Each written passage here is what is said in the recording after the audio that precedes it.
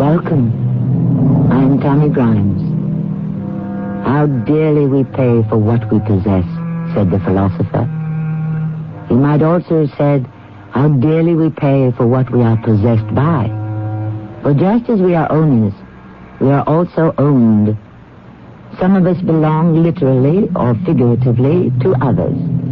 But for most of us, there may be a much more subtle form of slavery. So many of us are ruled by ideas we do not understand, passions we cannot control, and habits. Why are you pointing that pistol at me? I'm going to kill you. What do you want? Money? Is this a holdup? You know why I'm going to kill you. No, believe me, I don't. You threw me over for her. You got me confused with someone else. Oh, no. Believe me. No, Spencer, not you. You're one of a kind. There isn't anyone else like you in the whole wide world.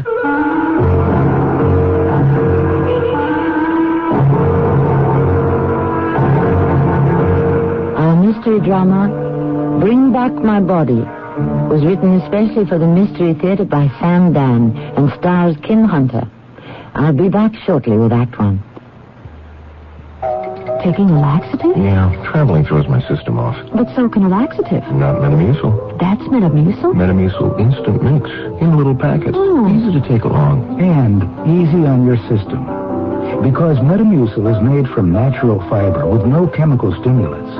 More doctors recommend Metamucil for really gentle relief. I like that orange flavor. Me too. Easy to take. If not nature, Metamucil. Read label and follow directions. Lots of friends are dropping by, summer fun's in store. With picnic time and camping time, it's country time for sure. Before you all get thirsty, here's a tip that should be made. Get to drink that tastes like good old-fashioned lemonade. Country time, country time. With lots of hot weather, barbecues, and picnics ahead, get down to your store for plenty of country time lemonade-flavored drinks. Tastes like good old-fashioned lemonade. I'm lost and lonely, scared and insane, trembling at the thought of making me mad. My love is yours, but at times you're so cold. If life's like this, take me before I go. This song about child abuse was written by a man who has served time in a state prison. It tells how he felt growing up as an abused child. Many of the social problems in America today spring directly from child abuse. Yet, with enough knowledge and enough money, child abuse can be prevented. Help us get to the heart of the problem. Write Prevent Child Abuse, Box 2866, Chicago, Illinois, 60690.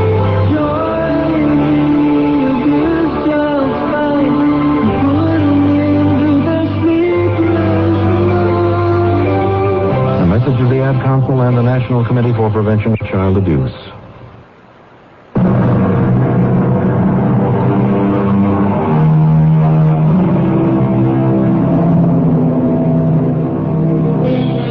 According to Miss Willa Cather, who in her day wrote quite a few good ones, there are really only 2 or 3 human stories. And they go on repeating themselves as fiercely as if they had never happened before. Well, why not? Human beings never change, do they?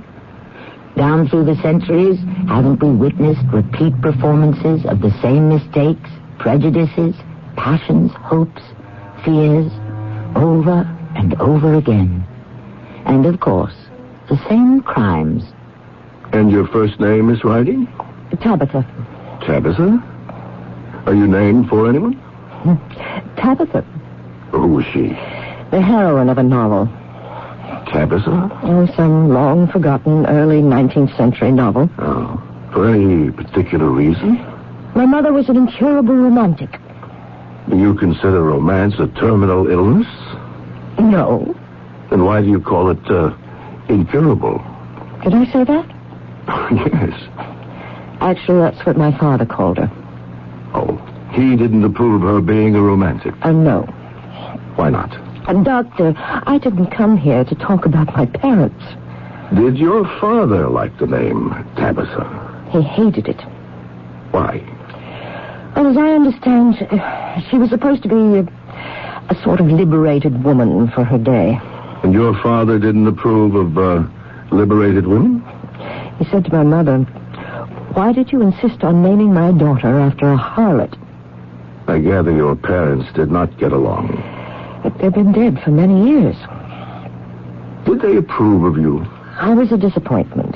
Father wanted a pal and Mother wanted a poet. And you couldn't satisfy either of them. Doctor, your meter is running at the rate of $100 an hour, which breaks down to $1.67 a minute. I've been sitting here for exactly 4 minutes, for a total so far of $6.68 and counting. And we have not said one single word about my problem. What do you think your problem is? I know what it is. I am being possessed. Possessed? I'm being taken over, owned, ruled by someone else. Who? I don't know. But that somebody else, from time to time, takes complete command of my person. I'm filled with urges and desires that are absolutely foreign to me. Urges and desires to do what? Kill. Anyone in particular? A man named Spencer Whitlow. Who is Spencer Whitlow? What has he ever done to you? Nothing. I don't even know him. Yet you have an urge to kill him? I don't have the urge. There's somebody who takes over my brain, my body, my psyche. That someone wants to kill him. When was the last time you had a complete physical examination? 2 months ago. My company has a most comprehensive medical plan. They couldn't find anything wrong. What company do you work for?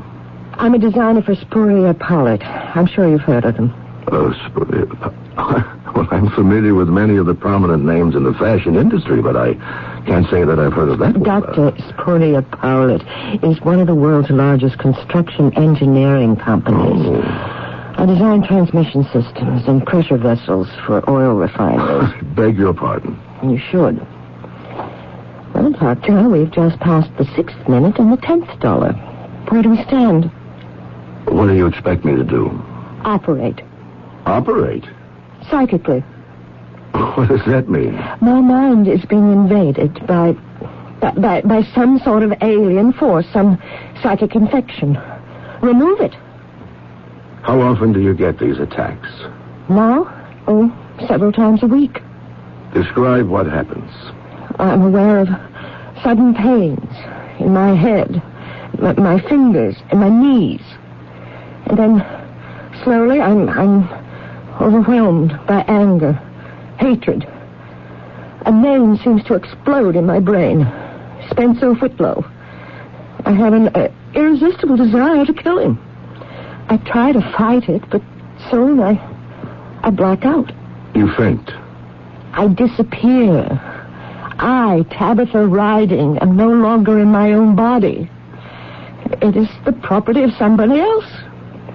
And then after a while, that someone returns my body to me. I'm back home. Where had you gone? I don't know. Well, how can you be sure you'd been anywhere at all? Well, the last time I returned, my clothes were wet. I looked through the window. It was raining. Therefore, I must have been outside. Can you cure this condition in a month? What do you say, in a month? That's when my leave of absence is over. I simply cannot risk having an episode at work. I have enough problems there, just being a woman. You're not married? No. Do you date? No. Why not? I've always been self-sufficient.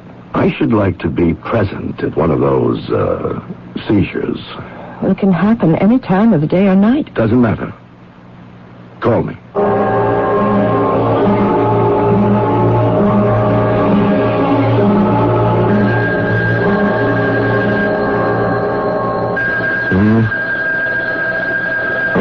Oh, it's the phone. All right. Yes, hello. Doctor, it's Tabitha Riding. It's beginning. Tell me exactly what's happening.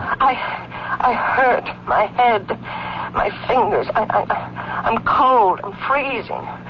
And now, Yes, now. I'm starting to lose control. Of what? Everything. Nothing inside me wants to obey me. My hand, it doesn't want to hold this telephone. My lips don't want to form any more words. The room is starting to spin. Around and around. Hold on, Miss Riding. Try to hold on. I'm losing control. Fight it. Try to fight it. I'm losing control. I'll be right over. Miss Riding. Miss Riding. Miss Riding, it's the doctor. Where are you? Miss Riding? Where could she have gone? Officer. Yeah? Officer, I'm looking for a woman. Aren't we all? Well, slender, dark-haired, about 40. Buddy, those are the best kind. Officer, I am a doctor. She's my patient. Have you seen her? What would she be doing out on the street at this hour? What was that? It came from around the corner. Sounds like glass being broken. I better have a look. You were right, officer. It's this shop window. Edwards and Sons. Antiques. I know the old guy. Now, look. Here's the brick somebody used to smash the glass. Why? There's nothing in here but odds and ends. Bric-a-brac. They do it for kicks. I don't even believe they took anything. Wait a minute. Look at this. It's blood. Yeah? Whoever broke the window must have put a hand through there and cut it on some of these jagged fragments. So something must have been taken. Yeah. Yeah, I'll get on the horn and report it. It's Riding. It's you. What do you want, grandfather? Miss Riding. Don't you know me? Never seen you before in my life. But Miss Riding... Why do you call me Miss Riding?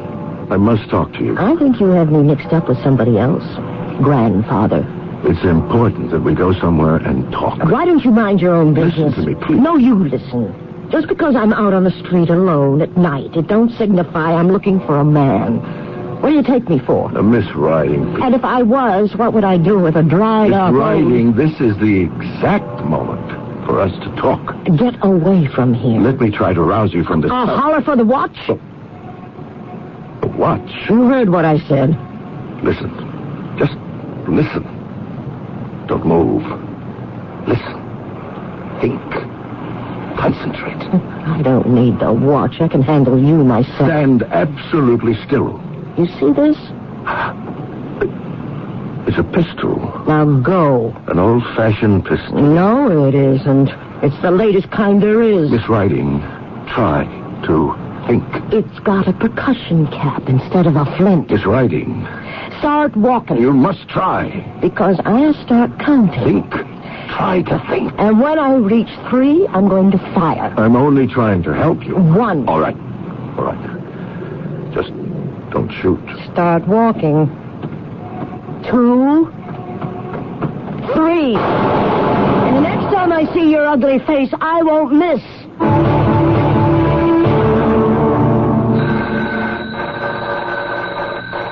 Just a minute. Oh, Doctor, it's you. Miss Riding. Please, come in. Where's the gun, Miss Riding? The gun? The pistol. What pistol? The one you fired at me. Doctor. I thought it was an antique. It looked like an antique, but it could shoot. You don't know what I'm talking about? You don't remember being out on the street just before? No. Was I? And you don't remember meeting me? No. Did I? You were speaking in a voice that was harsh. I would say it was that of an uneducated woman. You threatened at first to call the police, but you didn't say police. You said the watch. Now, why the watch? I don't know. You see, it's what the police used to be called before they became the police. They were just watchmen. Now, what do you know about antique firearms? Nothing. I'm not aware of any of this. You know, then, that you had a seizure. Oh, yes. You remember calling me just as it started? Yes. Tell me everything that happened, and go as far as you possibly can. I called you. I could hardly make it to the phone. By the time I'd finished dialing your number, I was in agony. Describe it. Terrible pains in my head, my fingers, my knees. And then I lost all control of my mind and my body, everything. The next thing I knew, you were ringing the bell just now. You don't know where you went? No. I'm terrified. Suppose I've encountered Spencer Whitlow. Doctor, what's going to happen to me? Miss Riding, your hand. I just noticed your hand. What's wrong with my hand? Let me look at it. It's bleeding. Doctor, why is my hand bleeding?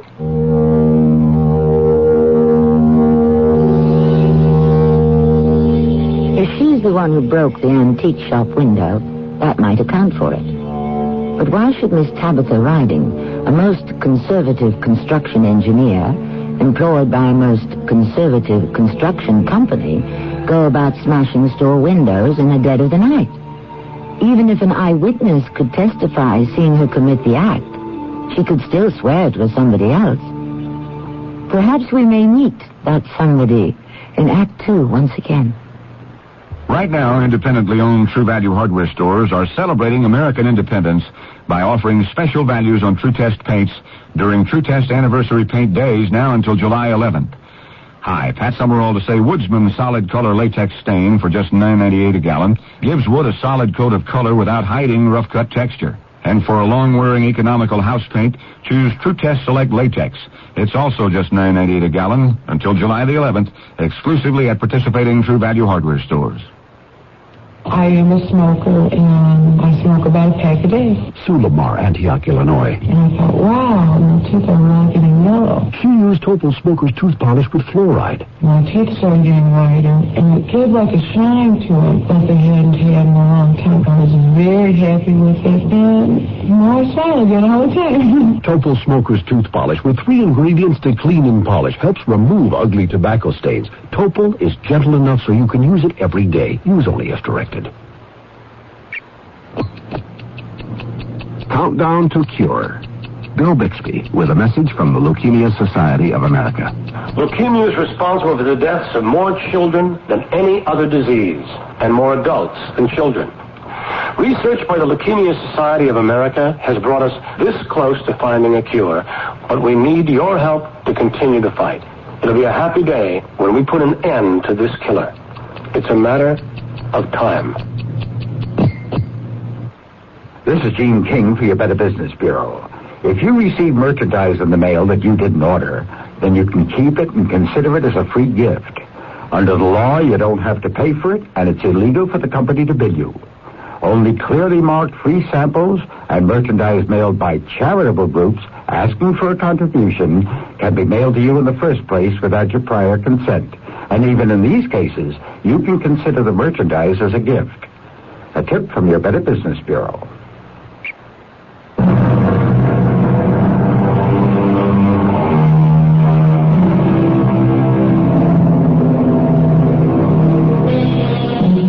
Tabitha Riding, and she is named for the heroine of a long-forgotten 19th century novel. And yet there is absolutely nothing romantic about her. She is a quiet, serious lady who has gone in for engineering. Indeed, she is what used to be known as a spinster, back in those days when there was a faint aura of derision associated with that condition. But there is another side to her, perhaps, even another life, of which no one, not even she herself, is aware. Does the hand bother you? It just stings a little, Doctor. You're quite good at dressing a wound. Well, it's hardly a wound, just a few deep scratches. Who or what could have wounded me? That's what we have to find out. We only have a month. A month? That's when I must return to work. If I display this kind of conduct in the office, I could lose my job. If I were you, Miss Riding, I wouldn't worry about my job. I'd be concerned for my life.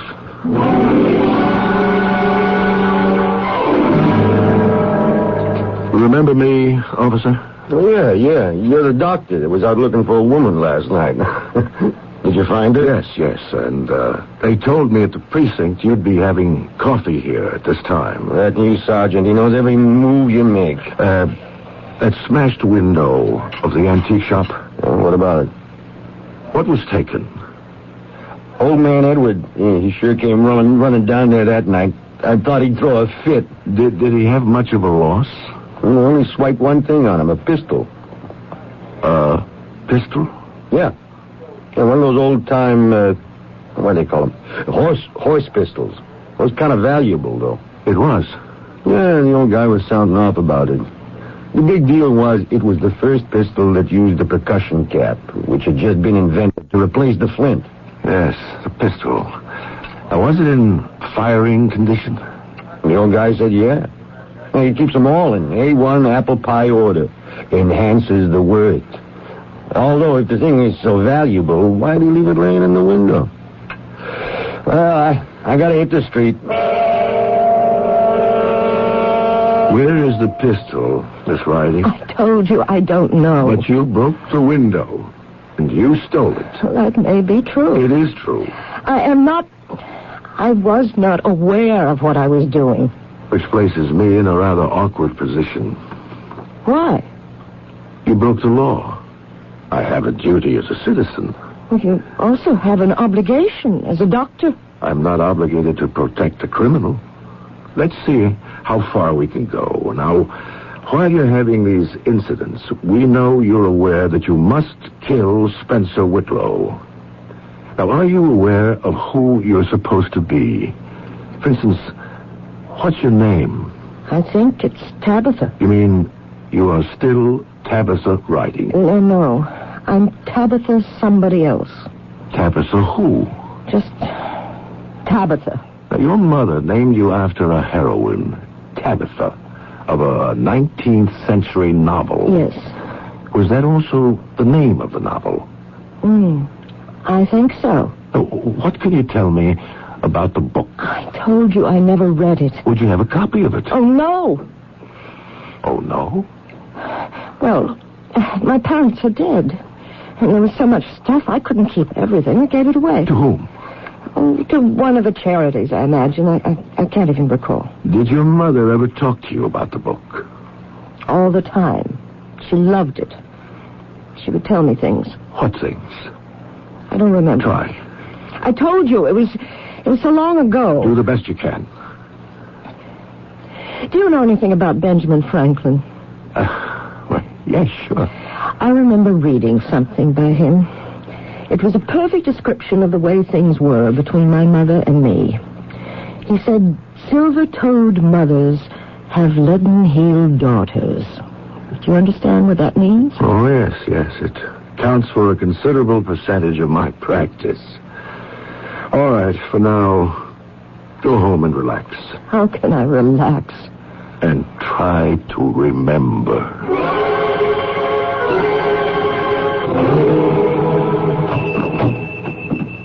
Is there a Mr. Dunstan who owns this shop? There never was. I'm Miss Dunstan. Oh. I've had this place for 63 years.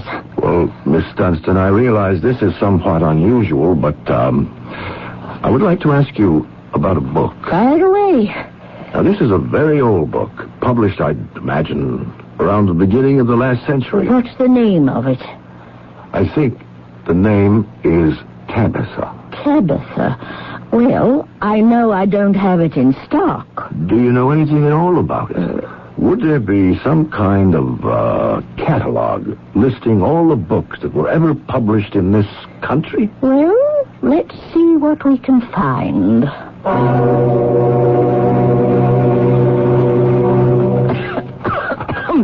Oh, you can tell I haven't opened this reference volume in years. Oh, stand back a little, or you will inhale some of this dust. Is there anything in it?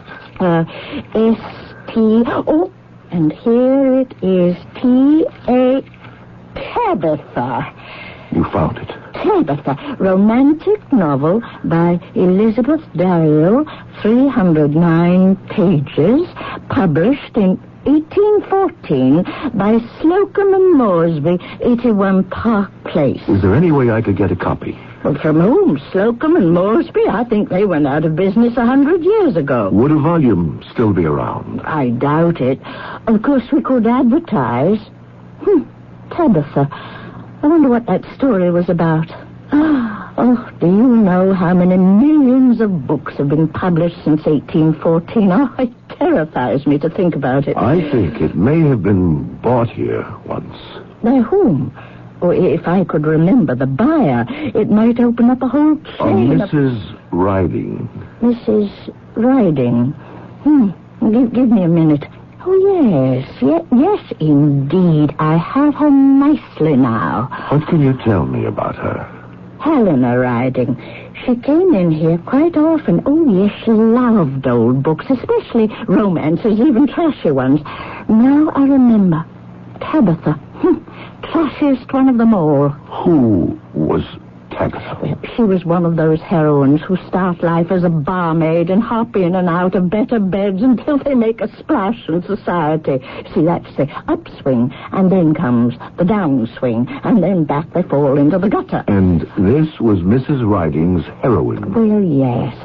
She claimed that Tabitha was in revolt against the tyranny that held women down in those days. Oh, she was a good customer, though, poor Mrs. Riding. Why do you say poor? Well, she and her husband, they died in a fire. Oh, yes, it was in the papers. They were asleep, and there was some kind of explosion in their basement. Oh, the whole place went up. What kind of explosion? Well, they had a gas heater, a boiler, some sort of thing like that, and it just went up. Oh, I remember they died. But the firemen were able to save the daughter. Do you know how long I'm going back now? Oh, over 20 years. Miss Dunstan, do you remember anything else about the book? Is there perhaps a character named Spencer Whitlow? Oh, I never really read it. Just leafed through it. Besides, it's the kind of book that some reviewers would call eminently forgettable. Miss Riding. Yes, Doctor. You told me that your parents died many years ago, but you didn't tell me how. Well, why is that important? What do they have to do with all this anyway? You didn't tell me that they had died in a fire. Well, it wasn't my fault. I didn't mean it. What are you saying, Miss Riding? I wasn't aware that anyone ever thought it was your fault. I don't know what got into me. Was it your fault, Miss Riding? No. Tell me about it. There's nothing to tell. How can it even be construed as your fault? Miss Riding, how can I help you if you... It was an accident. What was an accident? The fire. Then how could it be your fault? They were mine. Yes? What was yours, Tabitha? And don't call me Tabitha. I hate that name. You hate the name? Yes. We would sit around in the evening. I would always be home. My mother would always ask me. She would keep asking me. Why are you always home, my dear? And I'd never say anything, because my father would always answer for me. She's home, obviously, because she doesn't want to go out on dates. And that would start the two of them off. But dates are not important. They should be to a young girl. Well, she should be trying her wings, dancing, painting, music. Oh, come now. She should be running around with a crowd of kids her age, having fun. She should be playing tennis and golf and go sailing and skiing. Well, why don't we send her to study in Paris? Wouldn't you like that, my dear? No, Mother. She's got good sense. Now, where do you want to go to college? State Tech. And what can you study at State Tech? Engineering. A daughter of mine's going to become an engineer? You see, Doctor, I couldn't get along with either of them. I couldn't be an all-American girl for Daddy, and I couldn't be a painter, pianist, ballerina for Mother. I turned to science for solace. Almost, you might say, in self-defense. The chemicals. Yes, I had a laboratory in the basement. I did experiments. I'll never know. If the furnace blew up because of some mishap beyond our control, or if it was all activated by some of my chemicals. No one will ever know. But you feel guilty? Yes. Now then, where does Spencer Whitlow enter the picture? Spencer Whitlow? And why should you want to kill him? How many times must I tell you? I don't want to kill him. It's this person that's possessing me. Miss Riding, you are that person. You yourself. No. Think, Miss Riding. Think. And we will talk again tomorrow.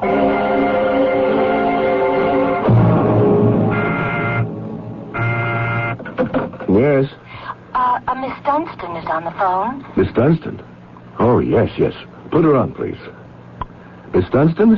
Hello, Doctor. How are you? Oh, just prime for 80, wouldn't you say so? Absolutely. Now, you asked me to think about that book, Tabitha, and you mentioned the name Spencer Whitlow. Yes. Well, reconstructing the story, I recall he was the villain. He's the one that kills Tabitha.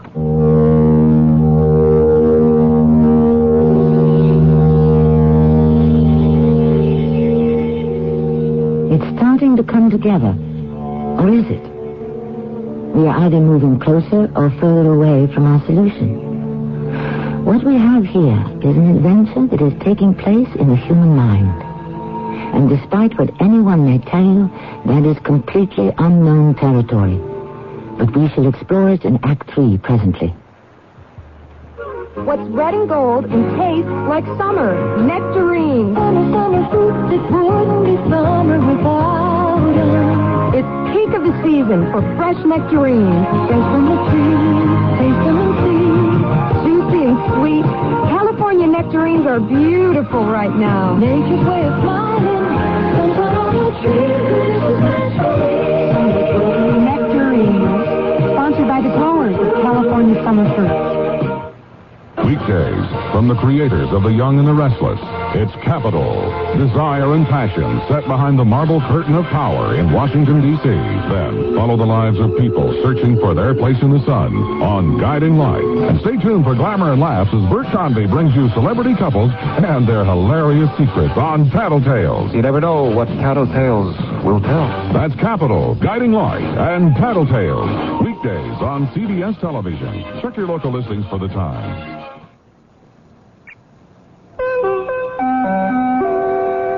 This is Roy Scheider. I was struck by the fact that almost 2 million living Americans have been saved from cancer.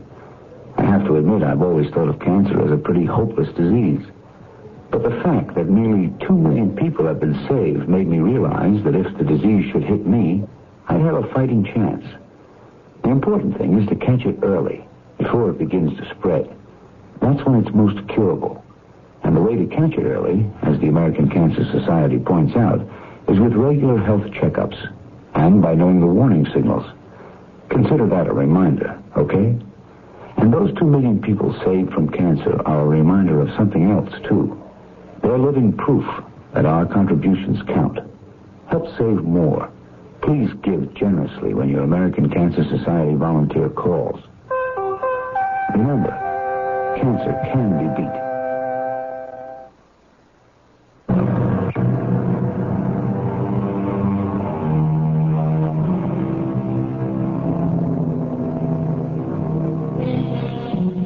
Deep within each of us, there is what the psychiatrist and psychologist and other gentry of that discipline are pleased to call the subconscious. The subconscious is a churning, boiling, bubbling cauldron that is constantly in a state of agitation. Most of the time, the activity is contained within its boundaries, and we are completely unaware of it. However, on occasion, it explodes and overflows. Then look out. Miss Dunstan, you're saying that Spencer Whitlow is the villain of the novel Tabitha? Yes, sir. That's exactly what I recall. He was the dashing, good-for-nothing, handsome villain. Oh. But you see, Tabitha, she sells her virtue. A I mean, she keeps on selling it even after it's long gone, to further his career. Do you follow this? Yes, I do. Oh, he's an awful person. Well, what happens? Well, he becomes established, rich, famous, secure, but she falls from grace back into the gutter. You understand? Yes. Well, she wants him to make her his wife. After all, he did promise to make her his wife. Well, you know what these promises are worth. Oh, yes. He laughs at her. Besides, he's engaged to marry the daughter of the wealthiest man in the country. She says she'll kill him first. He rides her down. You know, he's on horseback. I see. Well, that's how she dies. Well, I hope I've been of help. You were, Miss Dunstan. Thank you.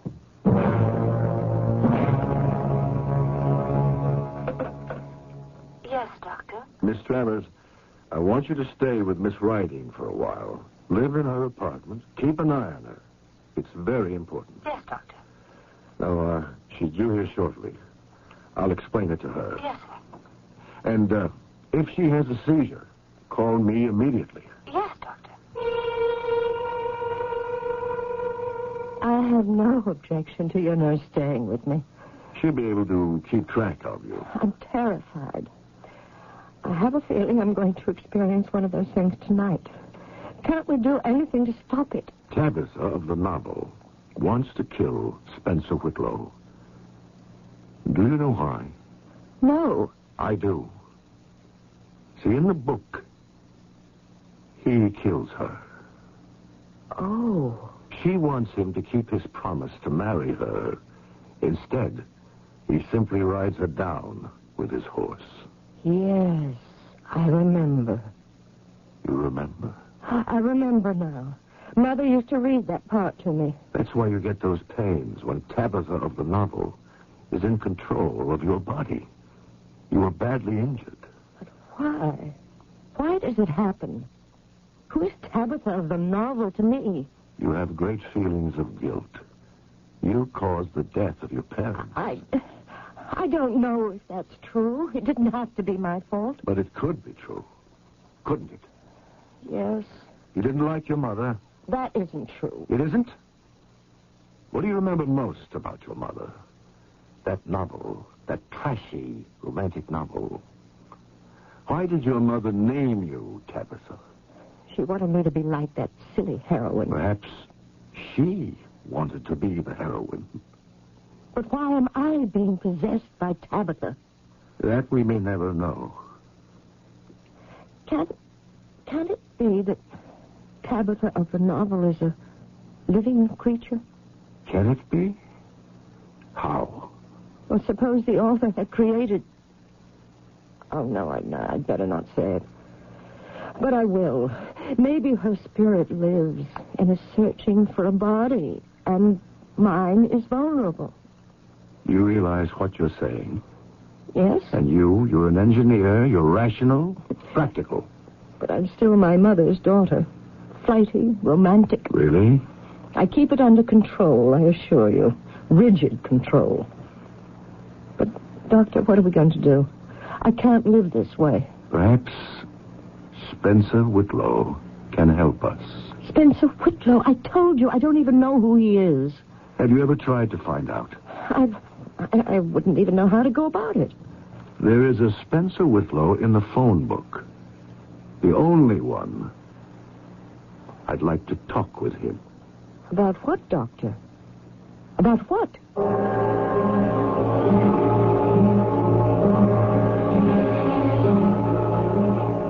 Won't you have a chair, Doctor? Thank you. It's good of you to see me, Mr. Whitlow. You're a psychiatrist. Yes, I am. None of them were ever able to help me. I've gone to so many.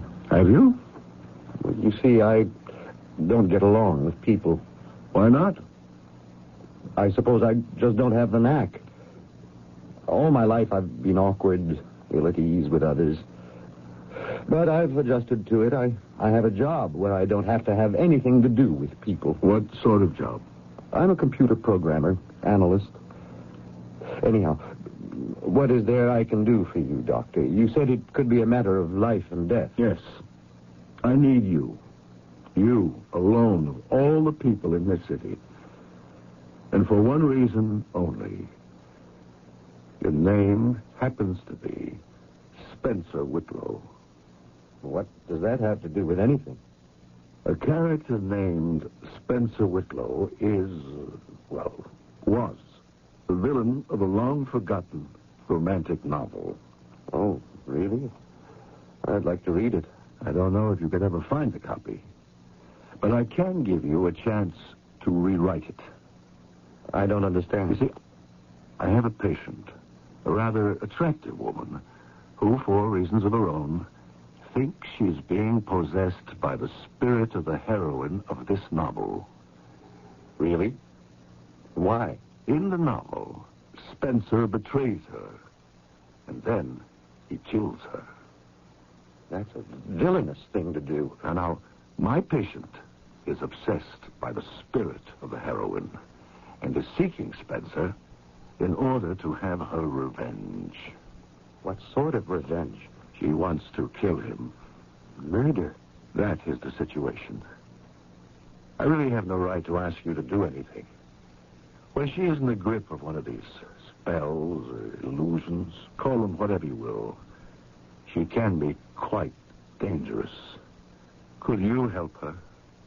How? By being Spencer Whitlow. But I am Spencer Whitlow. I mean, the Spencer Whitlow of the book. I don't think I understand. The next time she's possessed, we'll bring her to you. To me? You see, she wants to kill you. And you mean to let her do it? No. Of course not. But why does she want to kill Spencer Whitlow? Well, as you told it, because he killed her. Why did he kill her? Because he had jilted her, he didn't want to marry her. But suppose he gives her no reason to kill him, no reason to hate him. Suppose he agrees to marry her. You want me to marry this lady? I'm not sure. Just agree to it. But isn't that the same as... Agree in the character of the Spencer Whitlow of the novel. Oh. And when she comes here, she will be the Tabitha of the novel. You will be the Spencer. And when she confronts you to demand that you keep your promise, just say, yes, Tabitha, yes, I will marry you. And then? Yes, Doctor. And then? That will break the spell. The demon that is destroying her will be exorcised, and she will resume her normal life, free of fear. Will you cooperate? I know I don't have the right to ask. Actually, I couldn't blame you if you were to say, Doctor, if this woman threatens my life regardless of her motives or her mental state, I'll have her arrested. You know what? This is an adventure. I never in my life ever had an adventure.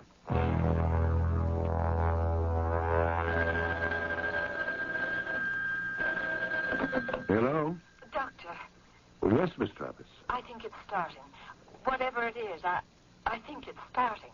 I'm on my way. Try to keep her there as long as you can. Miss Travis. Out of my way, Grandpa. What did you do to my nurse? We had an argument. She lost. Miss Travers, are you all right? She's all right. I didn't hit her that hard. Now get out of my way. Where are you going? None of your business. Get out of my way. You see this pistol? This time it isn't loaded. It makes a good club. Now stand aside.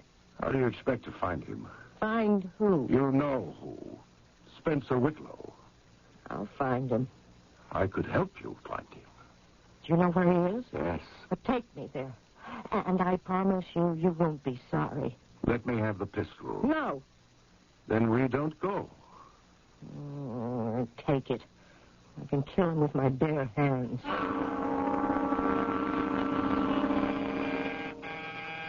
You better be here. You will be. How do I know this isn't a trick on his part? If He'll shoot me as I walk in. Trust me. My head hurts. I can't even think anymore. But I still know enough to kill him. Hello. Come in. Come in, you spy. Informer. I didn't do anything. You turned me over to the judge. No, I didn't. Why would I do that? So you could marry her. She's got all that money. Why is she better than me? She isn't. Believe me, she isn't. But you're going to marry her. No, I'm not. Don't lie to me. You've done nothing but lie to me since that cursed day we met. Well, you're not going to kill me. Not this time. Why want to kill you? Because you know you can only marry her over my dead body. Tell her, Spencer. Tell her. Tell her. Oh, yes. Tabitha, I don't want to marry her. You're lying again. No, I want to marry you. I'll kill you first. What did you say? I want to marry you, Tabitha. I love you. You love me? Spencer. This is the first time you ever said you love me. Is it? Oh, Spencer, I never knew you loved me. I wanted you to say it. Oh, how I wanted you to say it. Say it again, Spencer. I love you.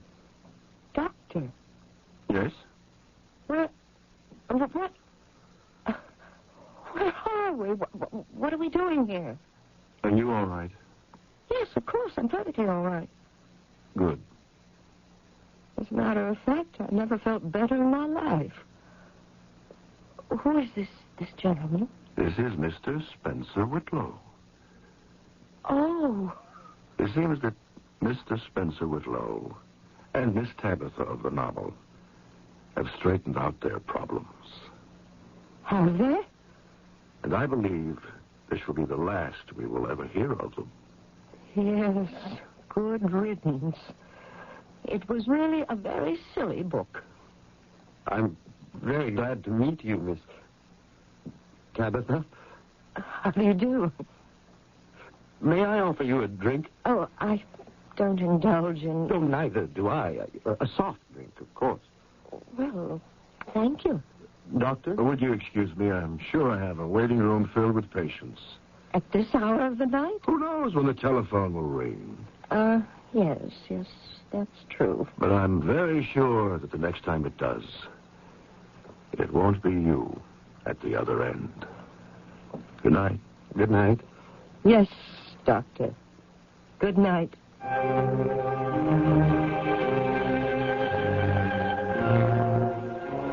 His phone rings, and as they say sometimes, it seems to be ringing off the wall. But it's never Tabitha.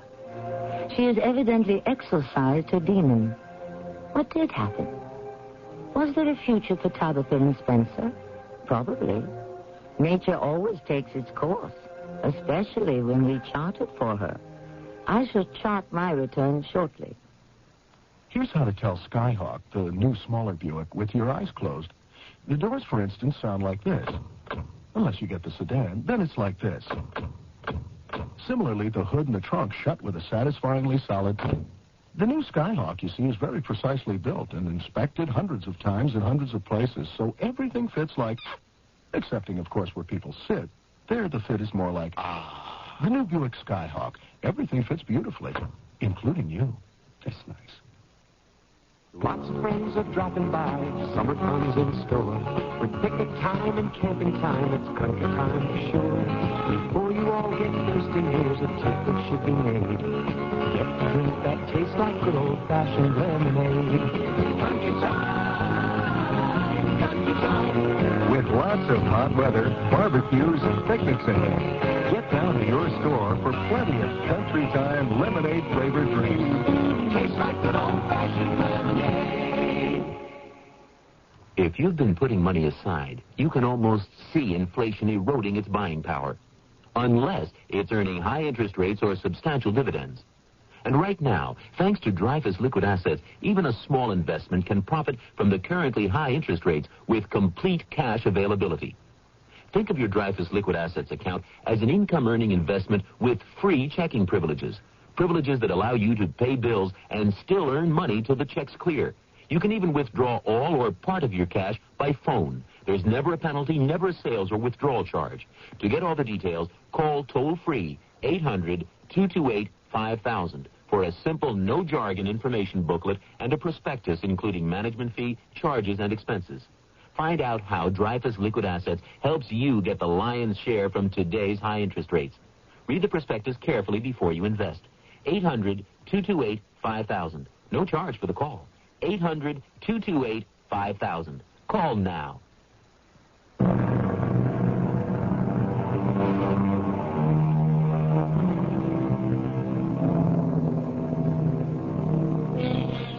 What happens to them? To all those characters from novels and plays? Do they live on past the last page, the final curtain? You know they do. Isn't Scrooge still alive? And Huck Finn? And Sherlock Holmes? Don't they have greater reality than people we see all around us on the street? Anyone we've encountered, whether it be in fiction or in life, has made an impact on our psyche, for better or for worse. But always, forever.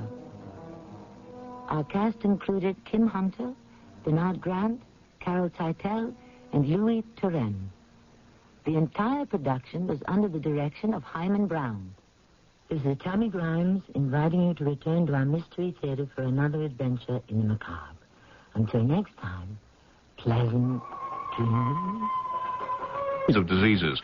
They say the region-by-region variations may offer important insights into the diseases. Now this.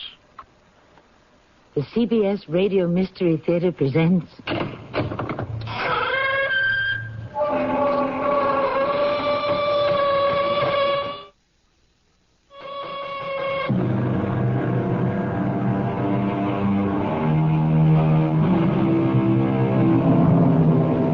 Come in.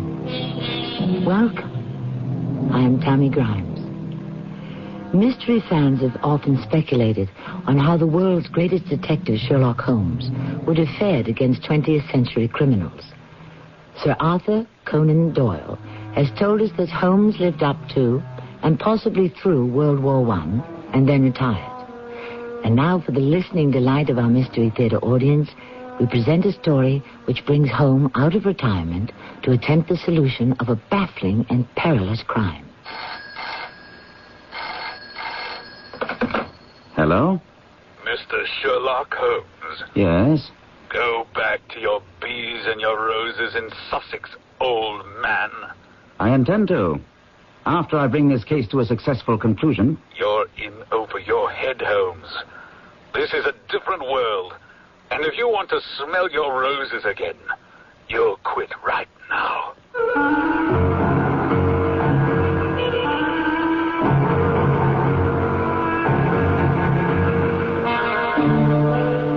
Our mystery drama, The Naval Treaty, was written especially for the Mystery Theater by Murray Burnett and stars Gordon Gould. I'll be back shortly with Act One. Wednesday on CBS television. For Annie Potts, it's in security. When her boss picks her to replace him, the rest of the security staff rallies around her. I'll kill if he picks you. So she throws a party to show her appreciation. But things don't work out quite as she planned. Wally said he was sorry he couldn't make it. He's at home converting our den into a garage. It's a guaranteed good time when you tune in to the rollicking comedy In Security. Wednesday at 8:30, 7:30 Central and Mountain on CBS television. For over 3/4 of a century, Buick has enjoyed a reputation for having fine, luxurious cars. We're very proud of that. It's a reputation that grows every year. 1982 was no exception. There was the introduction of the new century and the small Buick Skyhawk. And while each Buick lives up to the name, there are refinements and improvements on everything from the full-size Electra down the line. You see, the Buick reputation isn't just something we ride on. It's something we build on. They say their product is the highest quality. But how can I be sure? Well, they say it's a great value. Well, how will I know until I try it, and then it'll be too late? Well, there is another way. A way to stop buying blind and start buying smart. Read Consumer Reports. Consumer Reports tests and rates thousands of things you shop for. Foods, home care products, appliances, automobiles, and much more. Millions of Americans read Consumer Reports magazine every month for reliable brand name ratings. Oh, Consumer Reports, of course. My neighbor's been subscribing for years. Now you can, too. Just phone toll-free 1-800-528-6600 for 11 issues of Consumer Reports, plus the big 1982 buying guide, plus the 1983 buying guide when published, plus the 383-page health and drugs guidebook. All that usually costs $29, but now it's only $14. Call right away. Was that 1-800-528-6600? Right, 1-800-528-6600. Don't get taken. Get Consumer Reports.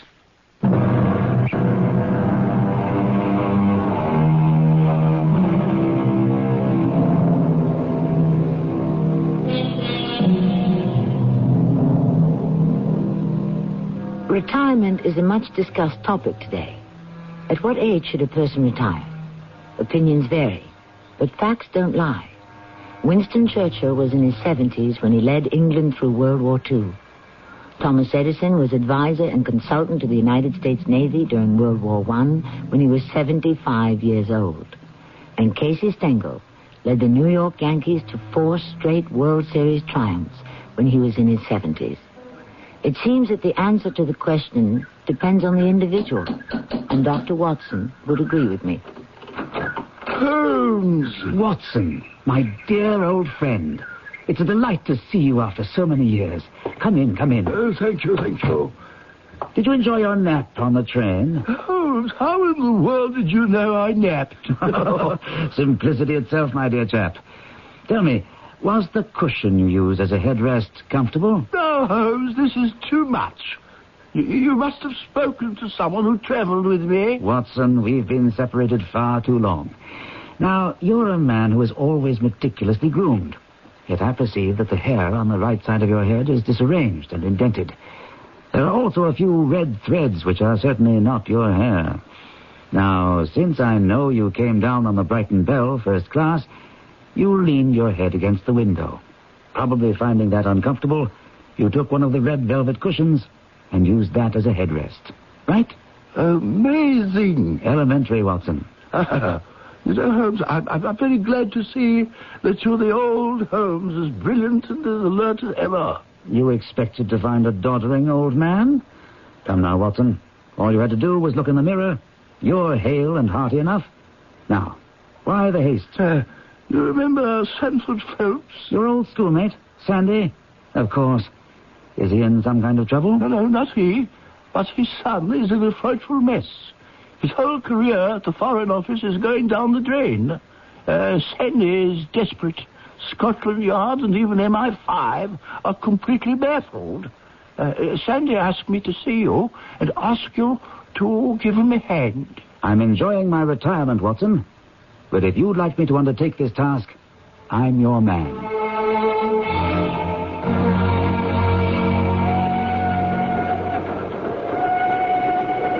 Now, Watson, you said something about a letter which you were going to show me. There may be no need for it now, Holmes. It was to be my last resort in the event that you refused to help me. Nevertheless, I'd like to look at it. Well, it's very pathetic, Holmes. You'll read how the young man asks over and over for your help.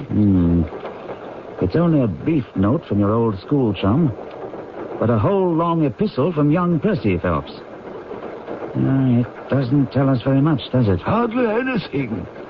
As I give it back to you, you might note the handwriting. It holds some interest. The writing isn't his. Excellent, Watson. It is a woman's. No, Holmes, this hand is surely that of a man. No, a woman's. And a woman of rare character. Watson, my interest is already sharpened in the case. I'm looking forward to seeing this young diplomat who's in such devilish straits, and the lady to whom he dictates his letters.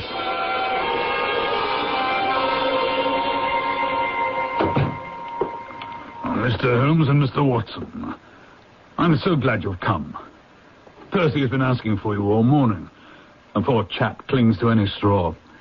His father and mother asked me to see you, for a mere mention of the subject is very painful to them. We've had no details yet, but I see that you yourself are not a member of the family. What? Oh. Yes, you saw the J.H. monogram on my shirt. Of course. For a moment, I thought you'd done something extremely clever. Joseph Harrison is my name. And as Percy is to marry my sister Anne, I should at least be a relation by marriage. I see. You'll find my sister in his room. She has nursed him day and night these past 3 weeks. Perhaps we'd better go in at once. I know how impatient he is. Step this way. Oh, Mr. Holmes and Mr. Watson. I should recognize you two anywhere. I do hope you can help me. We shall try. I'll leave then. Shall I go also, Percy? Oh, no, Anne. I want you to stay if you can bear to hear the whole thing over again. Well, I can bear anything. Anything that will help. I suppose I'd better start at the beginning, Mr. Holmes. It would save time in the long run. Well, Watson may have told you I'm in the Foreign Office. Through the influence of my uncle, Lord Holdhurst, I rose rapidly. When my uncle became Foreign Minister, prospects looked even brighter. I became engaged to my lovely Anne here, and 3 weeks ago, I'll never forget the date, the 23rd of May, my uncle called me into his office. I can recall every word of that conversation, every detail. Percy, my boy, you've handled every matter I've entrusted to you with the utmost discretion, but this is by far the most important matter you've yet to deal with. This is an agreement between our country, and you will see the name of the other country when you copy the document. The agreement would never leave my office if it weren't absolutely necessary to be copied. I regret to say that some rumors have already leaked to the press. You have a safe in your office? Oh, yes, sir. Then take the agreement and lock it up inside there. You may have to work late tonight. I want no one in the office while you're doing the copying. Understood? I do. I cannot risk anyone catching a glimpse of it. I understand. And when you have finished copying, replace both the original and the copy in the safe and hand them both over to me personally tomorrow morning. Yes, sir. Then you may lock them in your safe now.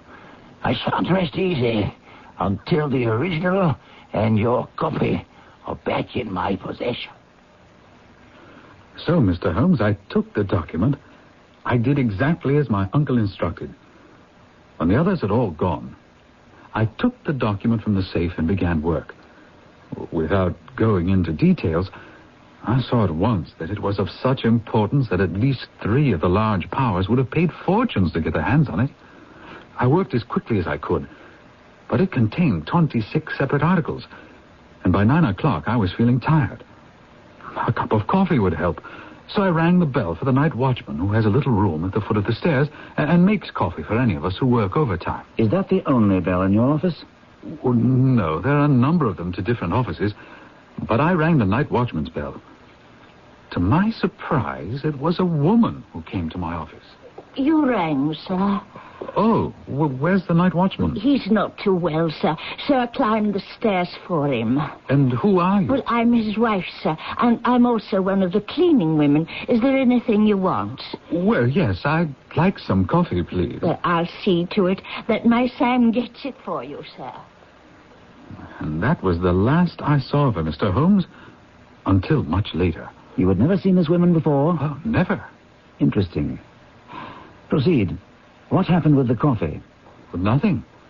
I continued to work until, feeling more tired than ever, I decided to go down myself and see what was keeping the night watchman. So I descended the stairs, passing the landing where another set of stairs runs at right angles to the main curving staircase. Leading to where? A side door opening on Charles Street. Ah? This door is kept locked, and only a few of us have a key. You have one? Yes, but I rarely use it. Oh, Mr. Holmes, if only I hadn't gone down for that stupid coffee. I should have stayed in my office. I should have stayed and finished. I should have stayed, or I should have taken more care. Go on. You were on the stairs on your way to the office of the night watchman. Wait Wake up, man. Wake up. The coffee's boiling over. No. What? Oh, Mr. Phelps, sir, I'm sorry. I was boiling the kettle and I must have dozed off. Dozed? You are dead to the world. If you are here, sir, then who's ringing the bell? The bell? What bell is it? The bell in the room you were working in. Your room, sir. Mr. Holmes, a cold hand seemed to close around my heart. I ran like a madman up the stairs, the watchman following me. Well, there was no one in the corridor. No one in the room. Everything was exactly as I left it, except that only the copy I was writing remained. The original trade agreement had vanished. A most intriguing problem. What did you do then? Well, I think I literally went berserk. I was convinced, because such a short time had elapsed, that energetic action on my part would recover the document. I raced downstairs and out to the side door to Charles Street. I knew the thief must have used the side stairs, else I surely would have seen him. You said that door was always kept locked. Well, it was open. I presume you told that to Scotland Yard? Oh, I don't know. I think so. I must have. And what did they make of it? Nothing. Go on. It was a warm spring rain falling, and Charles Street was deserted. But when I rounded the corner into Whitehall Street, there was plenty of bustle. I saw a constable standing on the corner, and I asked him if anyone had passed that way. He replied that he'd been standing there for 15 minutes and that only one woman had passed, tall and elderly, wearing a paisley shawl. As we stood there, I heard the nearby church tower strike 3 times. I'd forgotten the watchman had followed me, but had been unable to keep up with me. Mr. Phelps! Mr. Phelps! We must go the other way. The woman who the constable saw pass this way was my wife. The constable said she seemed to be in a great hurry. She wants to get home, out of the rain. Oh, I suppose that could be. You're only wasting your time, sir. Every minute counts. Take my word, my old woman has nothing to do with it. Let's move down to the other end of the street. No, wait, I must think. If you won't, I will. Hold on there. Where do you live? 16 Ivy Lane, Brixton. But don't let yourself be drawn away on a false scent. Come with me to the other end of the street. I was obsessed with the thought of retrieving the document, but I allowed him to persuade me. We found nothing. We returned to my office, searched together. Again, nothing. But you did visit the watchman's home. Well, after our search proved fruitless, we took a cab and reached his home in Brixton. Imagine my surprise to find his wife was not there yet. Well, he had no explanation. Then when we heard a key turning the lock and the front door opening, that's when I think I made my mistake. I let him go to the door. Sarah, there's a gentleman waiting to see you. If it isn't Mr. Phelps, what you doing here? I think you stole a paper from my office, and I'm calling Scotland Yard. And did you stay with her and her husband until the men came from the yard? Yes, Mr. Holmes. She was under my eye all the time until they took her to the yard and searched her. And found nothing? And nothing on her husband, or anywhere in the kitchen either. Oh, that's when the full extent of the nightmare hit, and that was when I collapsed. If it's any help to you, Mr. Holmes, Percy was brought here directly in an ambulance. I was so concerned that I wouldn't allow them to take Percy to his bedroom, but insisted that Joseph vacate this room at once. And my poor brother has been in an upstairs sitting room ever since. Oh, tell me, please, Mr. Holmes, do you see any hope? Darling, you must remember that Mr. Holmes has been inactive for some years now, and times have changed. The best minds at Scotland Yard and military intelligence have been baffled. Yes, but that's just the kind of case where Holmes succeeds, Miss Harrison. That's why Percy's father asked me to get in touch with him. Thank you, Watson, for the vote of confidence. But there are a few dark corners here that will have to be illuminated before I can answer Percy's question.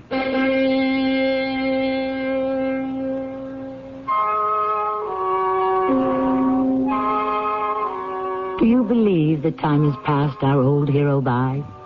That the powers of Sherlock Holmes, the pure deductive reasoning, the microscope, and the encyclopedic knowledge are no match for the more modern criminals? Whichever side you choose, and I caution you, it's not a sure thing. You'll find the answers coming up shortly in Act 2.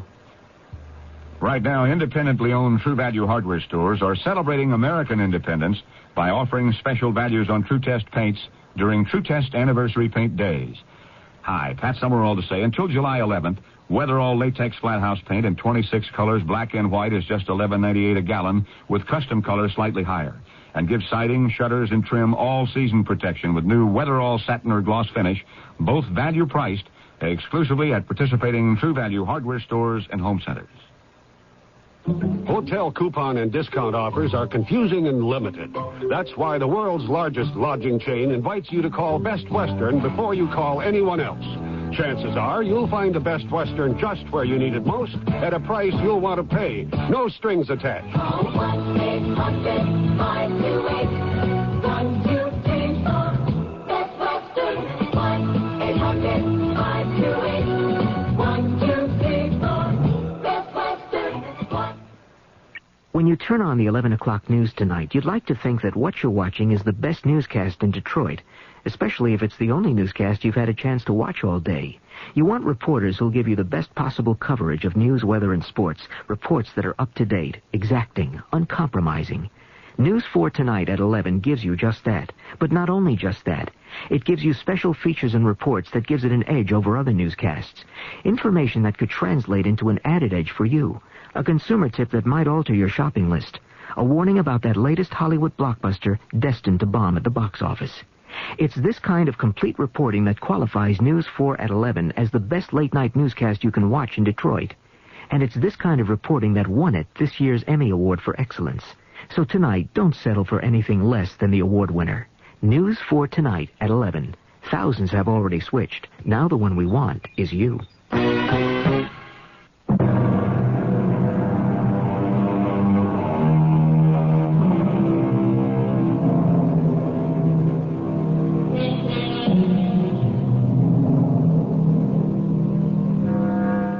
It's exciting to have our old friends Sherlock Holmes and Dr. Watson with us once again.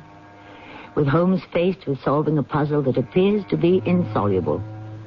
Does Holmes retain his old skills? Certainly Watson believes he's as keen as ever. But there are doubters. Time takes its toll of all of us.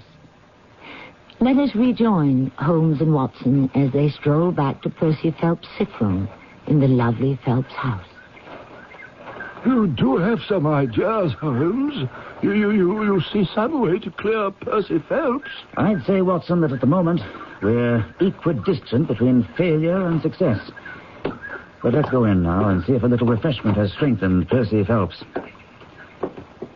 Well, Miss Harrison, I must say the patient's color is much better. Beef tea works wonders. And so does Sherlock Holmes. There is one question of utmost importance that remains to be answered. Did you tell anyone that you had this special task to perform? Oh, no one. And I'm sure the yard went into the night watchman's background. Oh, yes. He's an old soldier. I believe he was in the Coldstream Guards. Mr. Phelps, I've been noticing your roses are lovely. The moss rose in particular. We know that roses are your speciality, Mr. Holmes, but Percy was hoping for something on the mystery, which will ruin him. Do you see any clue? You've furnished me with several, but of course I must test them before I can evaluate them. You suspect someone? I suspect myself. What? Of coming to conclusions too rapidly. Then go to London and test your conclusions. Excellent advice. Watson, come along. And Miss Harrison, I see what excellent nursing care you've given Mr. Phelps. May I urge that you continue it? I need no urging, Mr. Holmes. Since I'm not offering you hope, I thought at least I'd give you advice.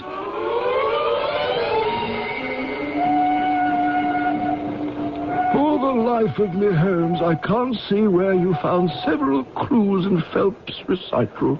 I couldn't find one. What's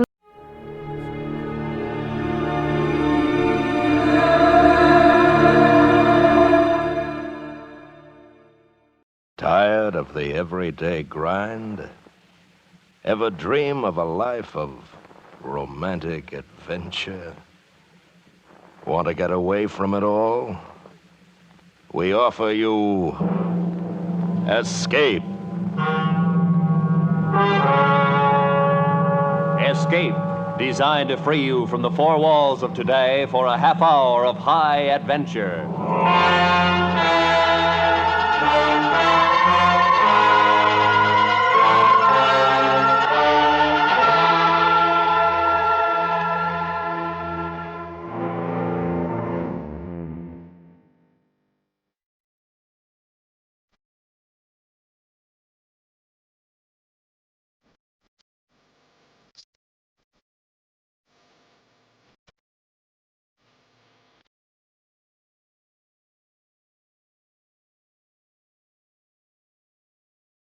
Listen now as Escape brings you Anthony Ellis's exciting story, The Abominable Snowman.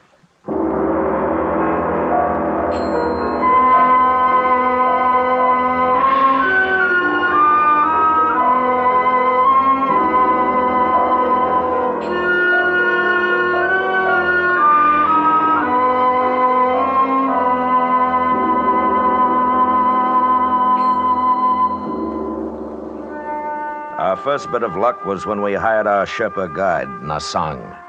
That was in Darjeeling. When I told Nasang what we were after, he hesitated for a moment. And then he said, "The Sahibs have not come to climb Shomolungma?" "Oh, no, we're a little late for that. It's already been done. The other two Sahibs and myself are here for the reason I told you." Meto Kangmi? That's right. The Sahibs always hire me to climb the mountain with them, but never this. Are you afraid of them? I have seen one. You've seen one? Yes, many of us have seen them. Wait a minute. Alan. Yeah. What's up? I'm interviewing a Sherpa in here. He says he's seen one of the things. Hey. Where's Frank? Went out to get some tobacco. Oh, all right, come on in. I think this is our man. All right. Nasang, this is Mr. Ferris. Sahib? Hello, Nasang. Nasang was telling me about what he'd seen. Go ahead, Nasang. It has a face that is evil. And when it saw me, it uttered a strange cry and bounded away. Sometimes leaping, sometimes running with great strides. It was dusk, and after a moment I lost sight of it in the snow.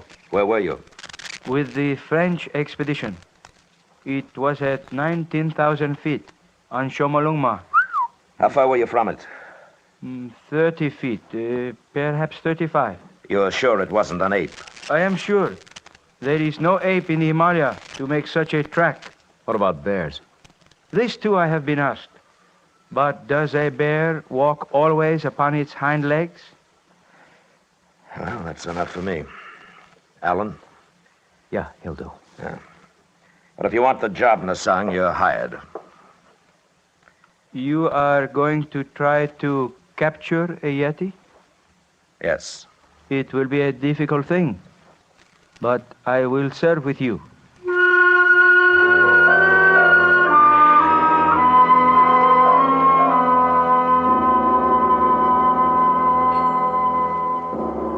Yeti, Wild Man, Netokangmi, Abominable Snowman. That's the name the natives had for the things, and Alan Ferris, Frank Davis, and I were going to try to get one. We'd all done some climbing, but climbing was secondary here. Expeditions since the beginning of the 20th century had heard of the Abominable Snowman, observed their tracks, and one or two white men claimed to have seen them. Great ape, bear, monkey, wild men. We didn't know, but we were going to find out.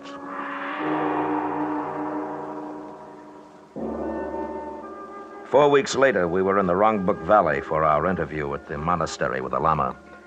The journey from our base had been uneventful, the weather was good, and our spirits were high. From the Lama's window, we could see the great peak of Everest in the distance. Why, gentlemen, do you desire to capture Netokangmi? Because, sir, we believe it will be an invaluable aid in our prehistoric research. That is, if these things are in any way human. And for this reason, then, you have formed the expedition? Yes. You are all familiar with climbing? Yes, we are. You would need to be. The Yeti move at high places, dangerous places, so my people tell me. Also, the monsoons are arriving in a short time. I understand that. Then do we have your permission to investigate in the valley and beyond? You have my permission. Oh, thank you. Appreciate it. There is one point, however. I must request that no wild animal or being in this valley be shot. Our religion does not allow it. We'll respect your wishes, sir. Now, may I ask you one more thing? Of course, my son. Do you believe in the existence of Metokangme? I myself have never seen them, but I know that they live here, above the valley, on the goddess mother of the world. It is also true that at least 5, and possibly more, inhabit the upper Rongbuk and its glaciers. Thank you. Do you have porters? Our guide Nasang is hiring them now. Yeah. I trust that he meets with good fortune.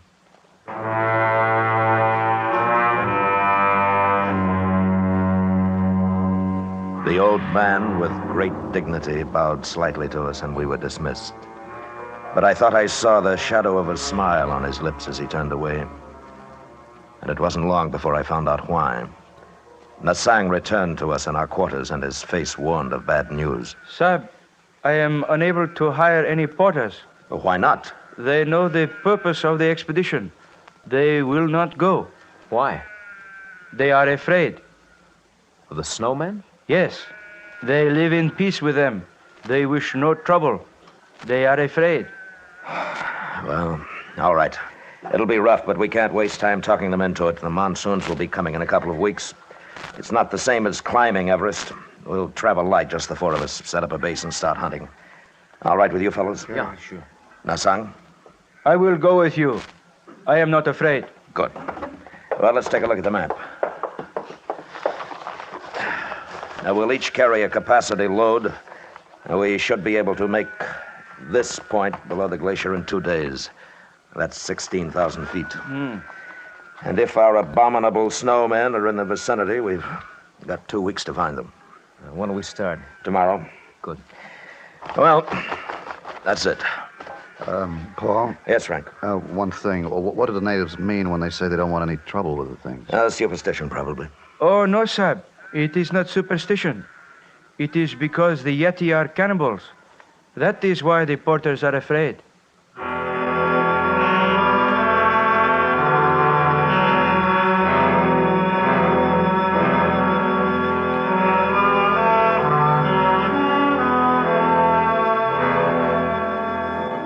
The weather turned ugly the day we left the village.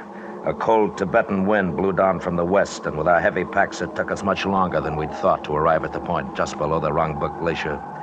We set up our camp and made ourselves as comfortable as we could. The next morning wasn't so bad. There was a heavy overcast, a promise of snow, and the peak of Everest looming over us was shrouded in clouds. The 4 of us sat in the tent looking at our charts and drinking hot tea. I figured it'd be easiest if we started at the East Glacier. It's only about 3 miles from here, and with the weather as stinking as it is, we won't run too much of a risk. What do you think, Paul? Well, that sounds all right. What do you say we split up?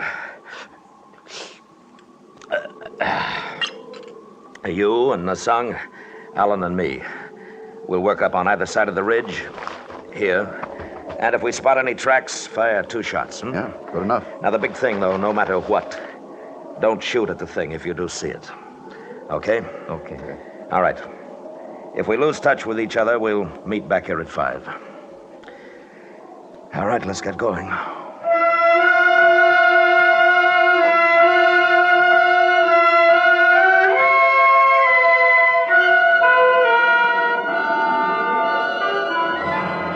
We'd left the base at 6 that morning, and the going was rough.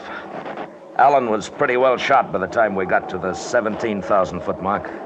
He was having a tough time breathing, and the wind had come up again. And with it, a fine, powdery snow that blinded and choked us.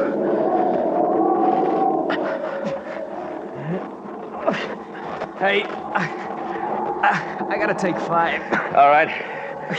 Here, move over here. Might cut some of the wind.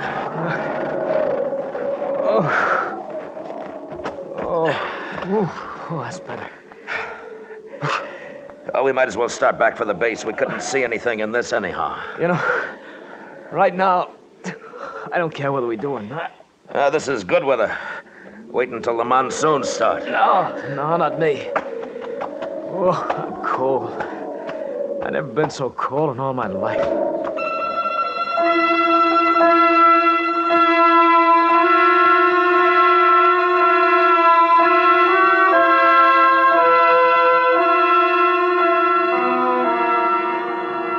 We stayed in the half shelter of an overhang for 10 minutes, and the wind was quieter and the snow had let up.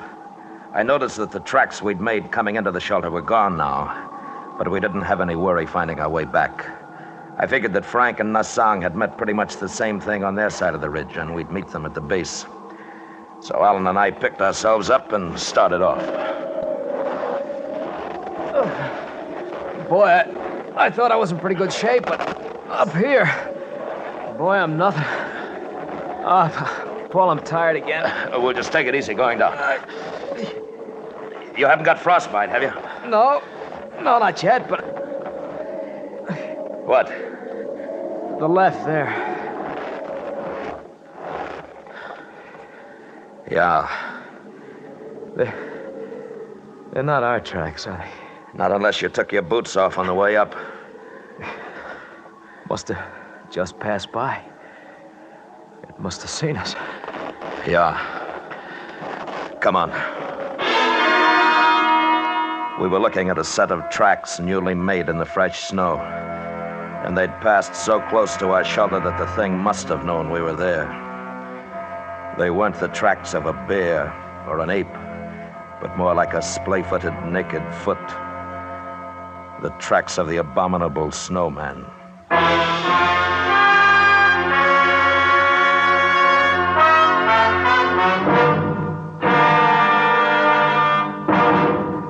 We will return to Escape in just a moment, but first, 30 million school children make their way back to class this year. There are just 10 million too many for existing school facilities. Contact Better Schools, 2 West 45th Street, New York 19, for information on ending this menace to America's educational standards. And now, back to Escape.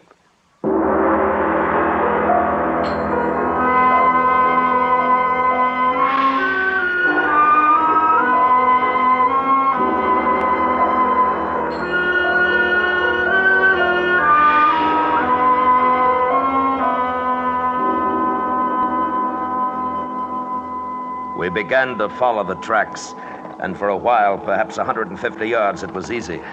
And then the thing made a leftward traverse down a deep slope. We could see the prints clearly, angling with a sidestep, as sure-footed as a mountain goat, except that it was walking on 2 legs. This way, Paul. Take it easy, Alan. It's getting steeper. Boy, that thing sure can climb. Hold up. Alan. I think Hold it! And he dropped out of sight over the lip of the crevasse. We weren't roped together. I got as close as I dared to the edge. The loose snow crumbled away from my outstretched body. And I looked down into the blue-black darkness below, falling away into nothingness. He was gone. Finished. All I could think of was the noise he'd made when he went over. Surprised, angry, then silence. The crevasse might have been 500 feet, or 5,000. Snow started to fall again. Big flakes this time and wet. I stood up, and across the gap 20 feet away, I saw the tracks of the thing, continuing on and away until they became lost in the blank whiteness of the glacier. It had jumped and landed still upright on the opposite side. I went back to the base. And an hour later, Frank and Nassang returned. I told them, and we were quiet for a long time. Then... Paul, are we going out again tomorrow? Why not? I just wanted to. We should go back. It is an omen. I tell you, he was going too fast. He didn't have a chance to see the crevasse. That's not an omen, it's bad sense. Metokangmi cannot be caught. We'll catch him. But there are only 3 of us. If we had a few more men... I tell you, the thing was so close that if we'd looked up at the right time, we'd have seen it. You think I'm going to give up now? Next time we'll get it. There was no chance to get Alan out, huh? No. You think if we went back... Listen, you think I don't want to? He's gone. I tried, but he's gone. Okay. Okay. Wish that wind had let up. Maybe by morning. We'll try again tomorrow.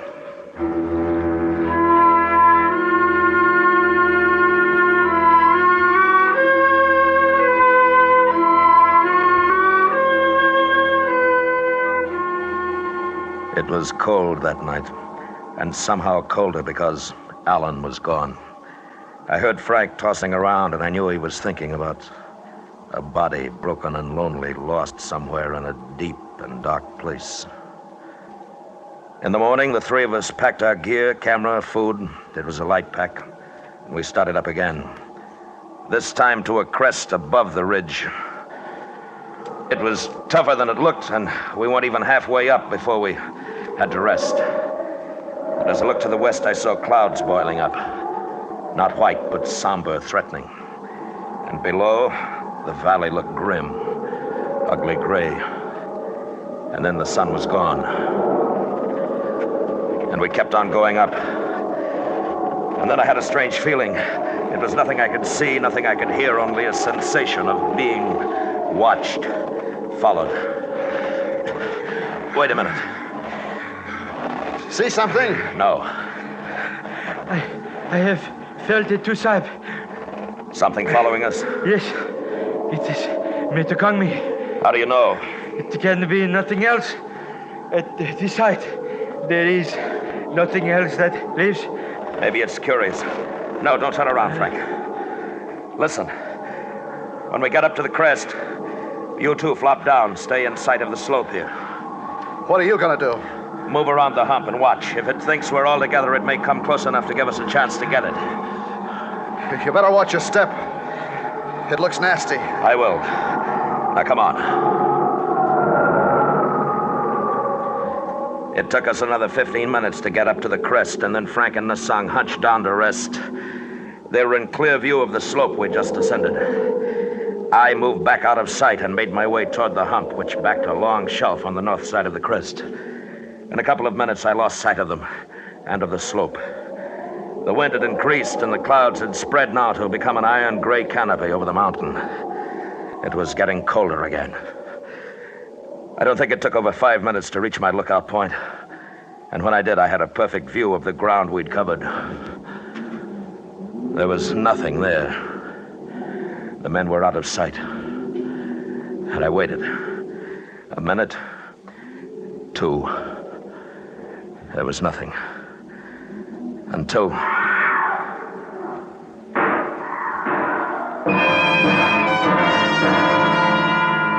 It came, carried on the wind, a cry and then shots. I scrambled back to where I'd left them. And when I got there, Frank was lying on his back. And I couldn't look at what was left of his face. There were terrible deep rents in his clothing, and he was dead.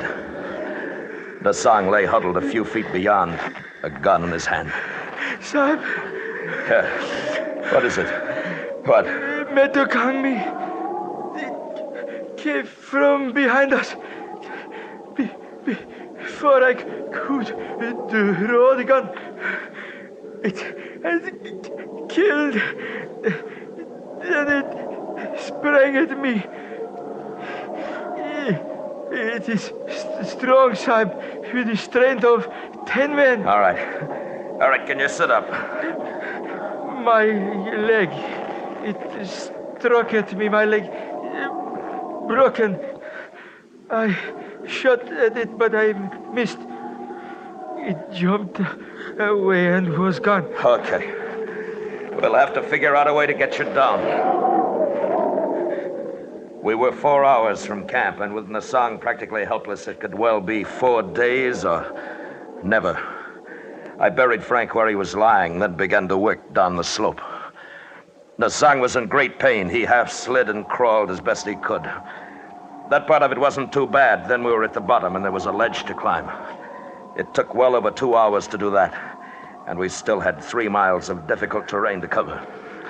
The stops became more frequent. Sahib, leave me here. Go back. No. My leg is frozen. There is no feeling anymore. I shall not live much longer. Don't be a fool. After a rest, you'll be able to go on. Soon the night comes. If we are both caught here, we both die. There will be snow, much snow. Leave me, son. No, we're going back together. Please, let me sleep. Let me sleep here. I cannot go on. You've got to, Nassan. No more. The ridge is only about a half mile from there. It won't be too bad. No, let me stay. Nassan. Let me sleep. No, come on, Nassan. Come on, you're not going to sleep. Sahib, You'll be all right. Behind you, Sahib. I turned, and for an instant I saw it outlined against the snow, crouching, of medium height. It was covered with thick hair. The face was reddish and bare, a semi-human face, and it was not an ape. The thing made a tremendous leap and was gone, but I'd hit it. I knew I hit it. Mr. Kangmi, that was he. Did you kill it? No, I don't think so. Then it will be back. It has tasted blood. You must leave me. No, get up. Get up, come on. Let's go.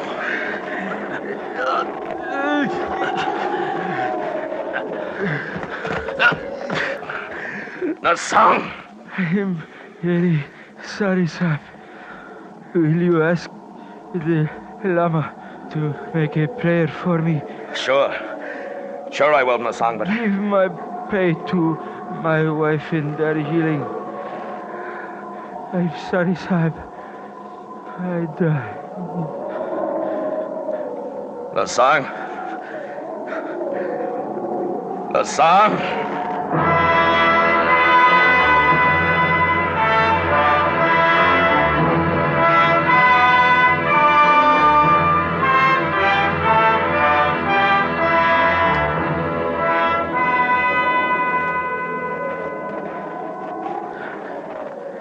And the darkness came, and with it shadows in the snow.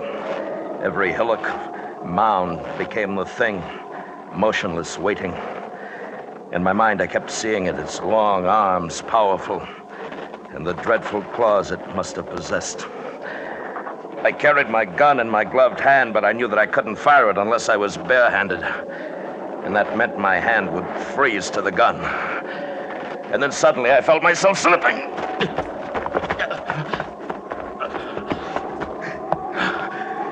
It was a short incline, but when I reached the bottom, the gun was gone. I'd lost it. I've got to find it. And I saw a glint of metal in the snow 10 feet away. And at the same time, above me at the top of the bank, the thing. It stood swaying a little, looking down at me. I moved slowly, inched my way toward the gun. And as I drew closer, I kept my eyes looking up. But it didn't move, only stared down at me. And I thought I saw its little eyes glittering. And I thought, if the gun's frozen now, if it's frozen, it doesn't fire. And I was nearer to it, near enough to take off my glove. But that moment in which I'd have to bend to pick it up, that's when it would leap down at me, tear my throat out, tear, and I had the gun and I pulled the trigger.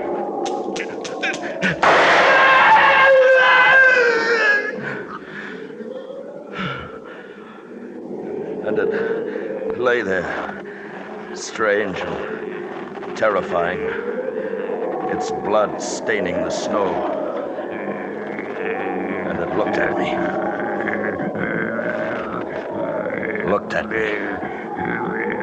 Until the sound died away.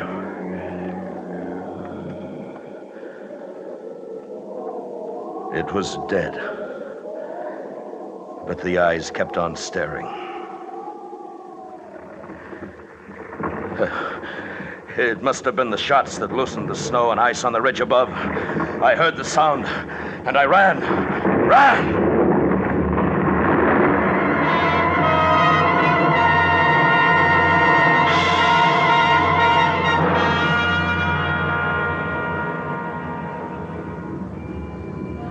It passed me and swept on down toward the valley, the thunder of it dying in the distance.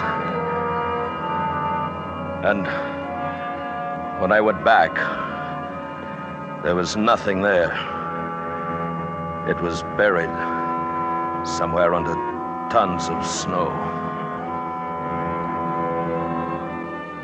I made my way back to the Wrong Book Village. I don't remember how. I didn't remember anything for 2 weeks after. But I'm alive. And I'm not going back there again. That's all I know. Or want to know about the abominable snowman.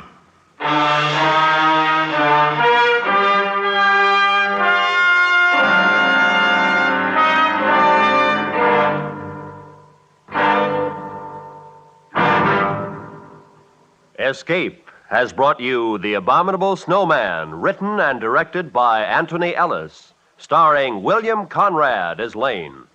Featured in the cast were Anthony Barrett, Hy Averback, Jack Crucian, and Edgar Barrier. The special music for Escape was composed and conducted by Leith Stevens. Next week. You are a passenger aboard a submarine making its last peaceful voyage across the sea. While unknown to you, the captain has a plan, which, if it succeeds, will mean for you and the entire crew a fate from which there can be no escape. So listen next week, when Escape will bring you Marion Mosner and Francis Rosenwald's exciting story, The Log.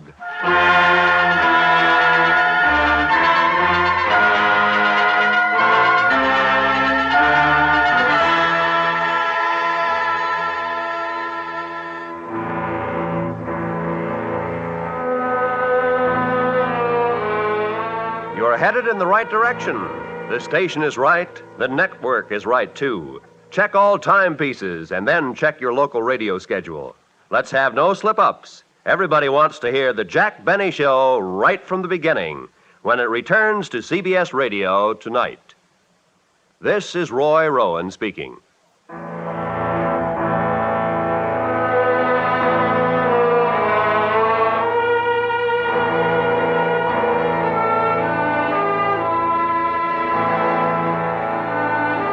This is the CBS Radio Network.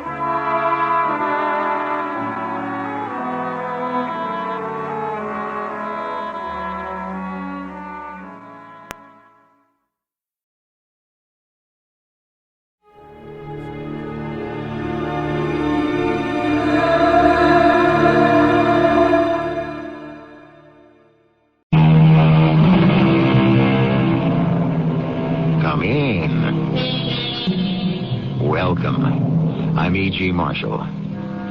We secure our friendships not by accepting favors, but by doing them. Or so says an ancient Greek historian. And that should prove, if indeed proof were needed, that there has been no major change in human nature during these past 2,500 years, nor is there likely to be any in the next 2,500 years either. Harry. Harry. Harry. Go away. Let me sleep. Tell me, Harry, whose child are you? Huh? Whose child are you, Harry? What? Whose child are you? Who is this? It's Momma, Harry.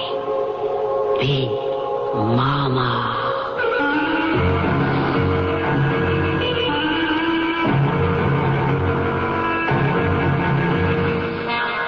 mystery drama Big Momma was written especially for the Mystery Theater by Sam Dan and stars Paul Hecht.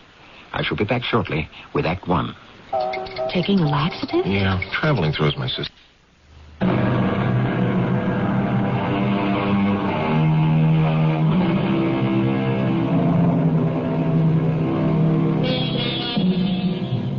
Parvis Hegandibus quercus, or as the old Romans used to say, tall oaks from small acorns grow. Well, who knows what can sprout from a tiny seed? And not just the seed of a plant that you place in the ground, but also the seed of an idea that you plant in the mind. I suppose you could say, one thing leads to another. And where does it all lead to in the end? Here it is in the paper. Harry Simmons, dead of pneumonia at 37. 37, just at the start of the prime of life. Everything to live for. Oh, maybe it had to do with the book. But how? Why? That book brought him fame and fortune. Oh, I don't know. I can only tell you how it was when I was with Harry Simmons. The other times? That's the mystery, I guess. Oh, good evening, Mr. Simmons. Oh, you're still here, Mrs. Crawley? It just got through. Your supper's on the stove. Beef stew? Oh, that's fine. Uh-huh. Mrs. Crawley. Yes, sir? Is this all the mail? Yes. It's all the postman brought. Oh, are you sure? Ah, would I lie to you, Mr. Simmons? All right, Mrs. Crawley. Where is it? Where's what? Where did you hide it?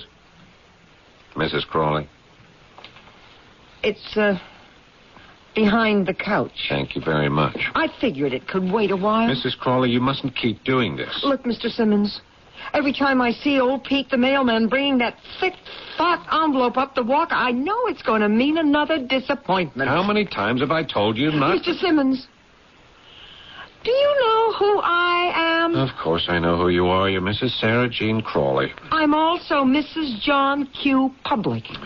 I'm the one that goes into the store and buys the books that America reads. That boggles the mind. Oh, you're such a smart person. I keep asking myself, how come all them publishers keep turning down your book? So I sat down and read your carbon copy. You read my book? I tried to read it. The truth is, I couldn't get past the first couple of pages. You know why? There's no sex. There's not supposed to be any sex. This book is about a plan for the city of the future. You mean in the city of the future they won't have any sex? Mrs. Crawley, this is a highly scientific treatise. Terrific. Make one of them scientists a woman. A ripe woman of about 40, repressed, frustrated, smoldering. I read these books all the time. I know exactly how you ought to do it. I am concerned with the dynamics, with the interplay of social forces in the physical structure of the political entity. Well, I was only trying to help. Yes, and I appreciate it. Okay. Good night, Mr. Simmons. Good night.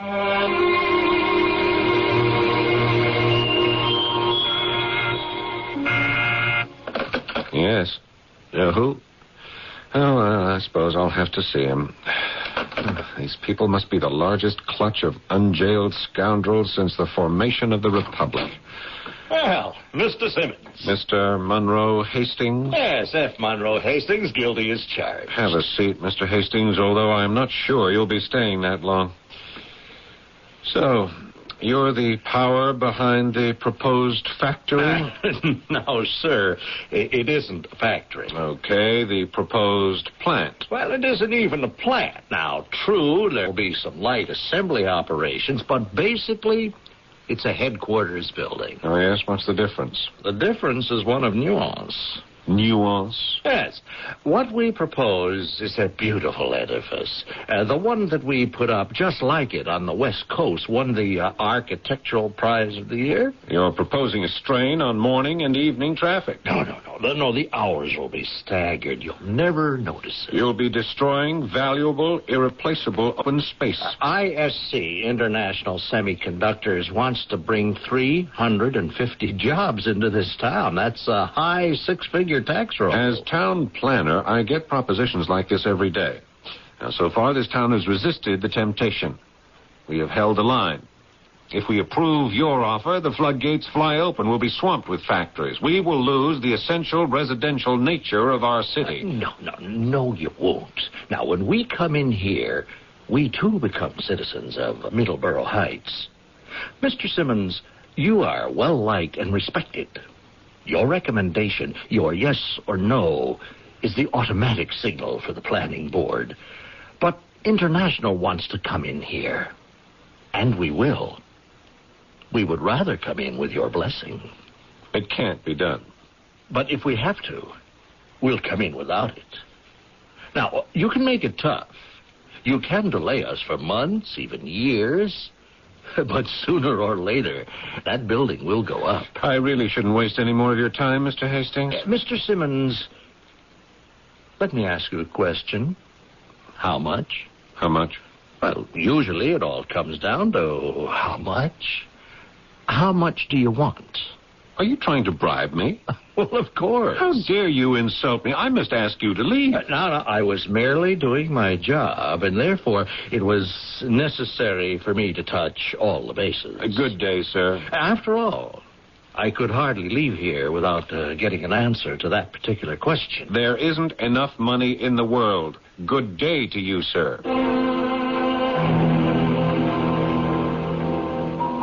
You want a refill? Oh, yes, thanks. It's a quiet night around here, isn't it? You're looking for action, you won't find it. This is conscience night. What's that? It seems Wednesday night, all the married guys in town stay home. Don't ask me why. It's like them animals. What do you call them, lemmings? They all run into the water and drown themselves at the same time? I see. I moonlight here Wednesdays because it is quiet, and Jerry Smith, the regular bartender, can take off. So, tell me, how'd you make out? I beg your pardon? With Harry Simmons, the town planner. What are you saying? Oh, I know who you are. You're F. Monroe Hastings. You're from that outfit, International, whatchamacallits? As a citizen of this town, how would you feel about International locating its headquarters here? Oh, I'm against it. Do most people feel that way? Yeah, I guess so. How do you account for it? Two things. First, Harry knows his stuff. Second, Harry would never take a nickel. I see. I bet you tried it, huh? Well, now, I know how you big corporations operate. Well, I did see Mr. Simmons. He practically threw me out of his office. Well, you picked a bad day. You mean that some days are worse than others? And a day like today is the worst of all. Oh? Why is that? Last night he got his manuscript back from a publisher. I could tell by the look on his face he was going to stew about it all night as usual, which means he doesn't get hardly any sleep. And that gives him a headache and indigestion. You say a publisher returned his manuscript? 20 publishers returned his manuscript. Oh, he's written a book, About what? How to plan a city or something. Oh, believe me, he'll never sell it to the movies.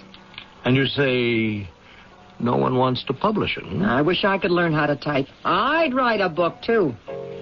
I suppose that book means a great deal to him. Yeah, poor guy. He wants such a little bit out of life just to get that book published. But it's never going to happen. Yep, that's the way it goes, right? Huh? Oh, yes, that's the way it goes. Sometimes.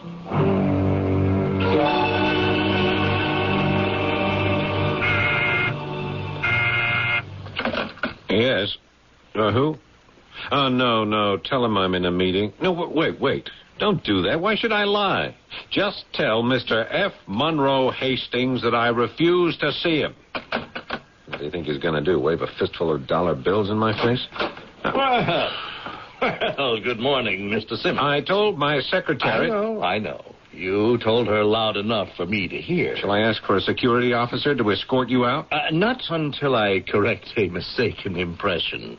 Now, you think I'm here to talk about the headquarters complex for international semiconductors. Aren't you? Well, only peripherally.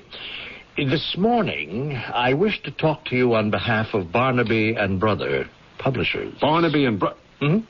What do you know about Barnaby and Brother? What could you have to do with Barnaby and Brother? I mean, they're the oldest, the most prestigious publishing firm in the country. Barnaby and Brother is a subsidiary of International Semiconductors. I don't believe it. What do they know about books? Big Momma doesn't know anything about books. Big Momma? Yes, that's how we, her children, affectionately refer to International. You own Barnaby and Brother? And I am here on their behalf this morning. Barnaby and Brother is always on the lookout for fresh, new, exciting books. What are you talking about? I think I'd better shut the door. Now, look, nothing is ever discussed in this office which needs the protection and the cover of a closed door. Well, maybe you don't have any secrets, but I do. Look, I still don't know what you're talking about. I am talking about City of Tomorrow. City? How do you know about City of Tomorrow? That's my book. Correction, please. That's your manuscript. It isn't, and it doesn't become a book until it's published, which means printed and bound and placed between covers. What are you saying? Why do you pretend you don't know what I'm saying? You're saying you'll publish my book. Precisely. It's still a bribe, isn't it? Well, now, aren't you glad we closed the door? And I'll have to give you something in return. In this world, sometimes we give in order to get. And look at what you'll be getting. Publication of City of Tomorrow by Harry Simmons under the imprimatur of the oldest, most prestigious and influential house in America. And what are you being asked to give? Some 15 worthless acres of scrub and swamp. Now, where can you get a better bargain?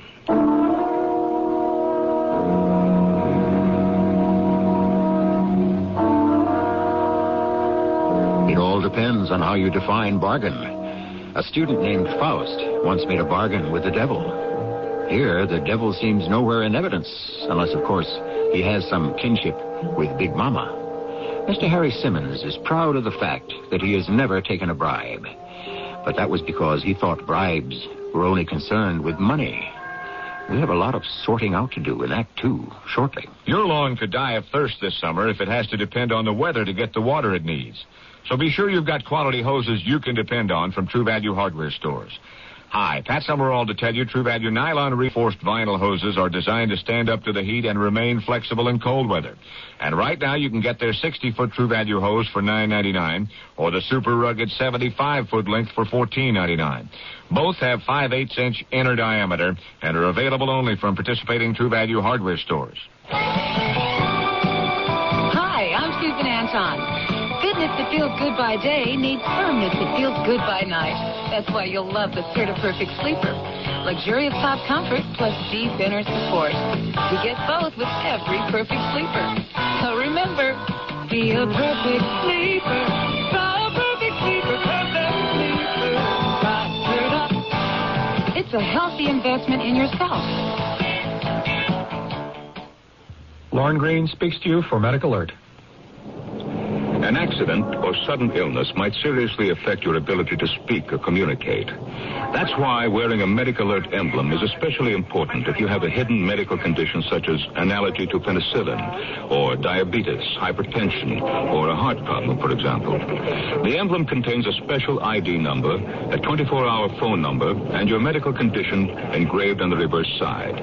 In an emergency, Medic Alert provides identification and vital information within seconds. A wallet card is sent to you each year to provide current medical information. Wearing a Medic Alert emblem can help ensure you swift and accurate treatment in a medical emergency. Remember, Medic Alert speaks for you when you can't. Take good care of yourself. For information, write Medic Alert, Turlock, California, 95381. This message was brought to you as a public service by this station.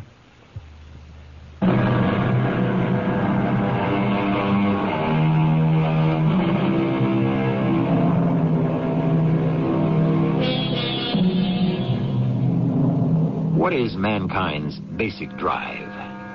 There are those learned folk who claim it is sex. Others insist it's hunger.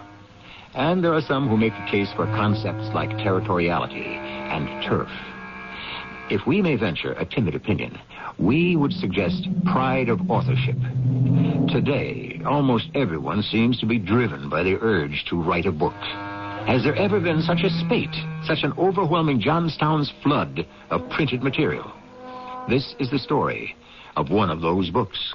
Barnaby and Brother would actually publish City of Tomorrow? Mr. Simmons, not only will Barnaby and Brother publish City of Tomorrow, but it shall become the non-fiction leader of the prestigious fall catalog. The Barnaby and Brother fall catalog? It means first-class reviews. Well, when you're published by Barnaby and Brother, it's first class all the way. Yeah, but what am I even thinking about? I can't do it.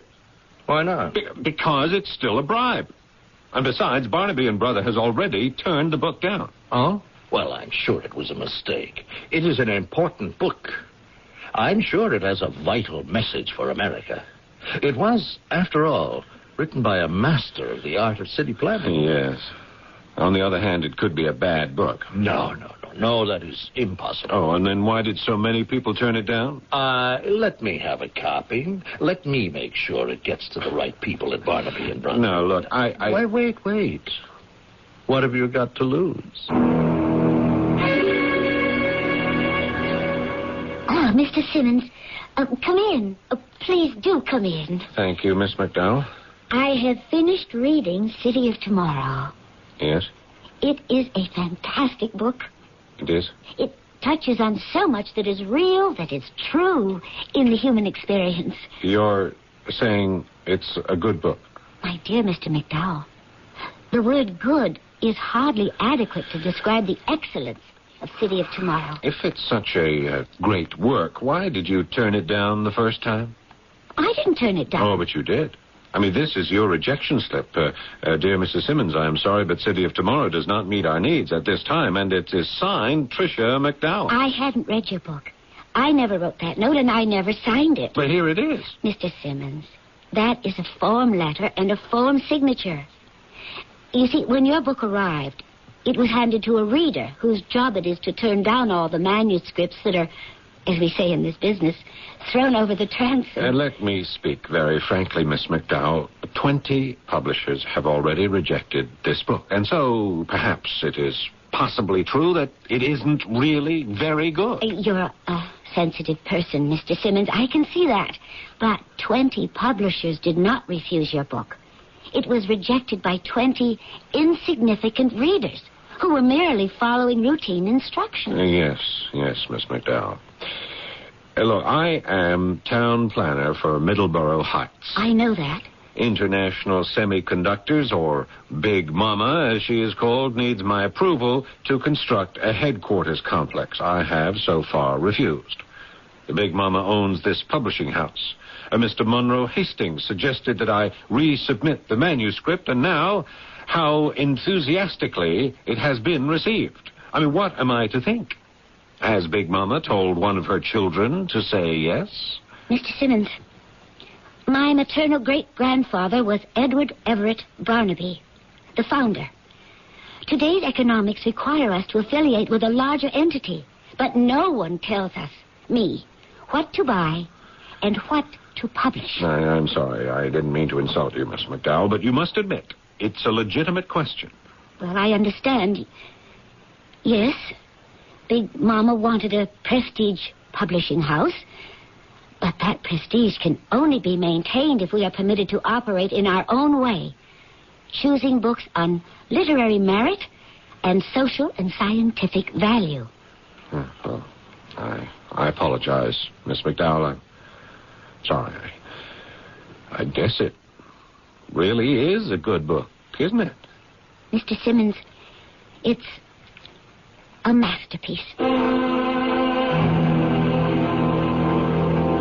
Well, how did you make out with Tricia McDowell? Why do you ask, Mr. Hastings? I'm sure you already know. Well, I understand you're scheduled for an early publication date. Mr. Hastings, I can't do it. I just can't.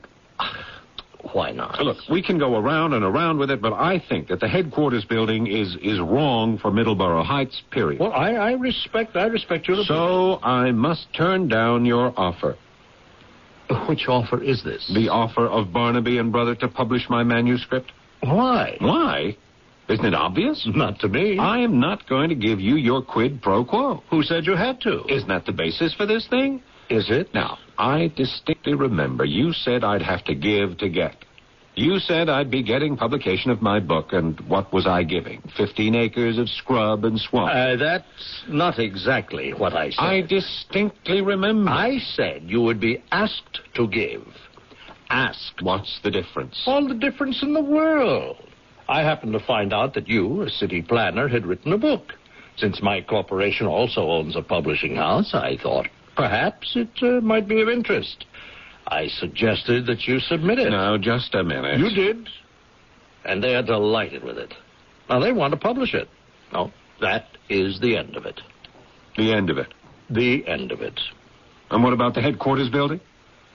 What about it? Well, I thought that my approval was a necessary condition for getting my book published. There are no conditions.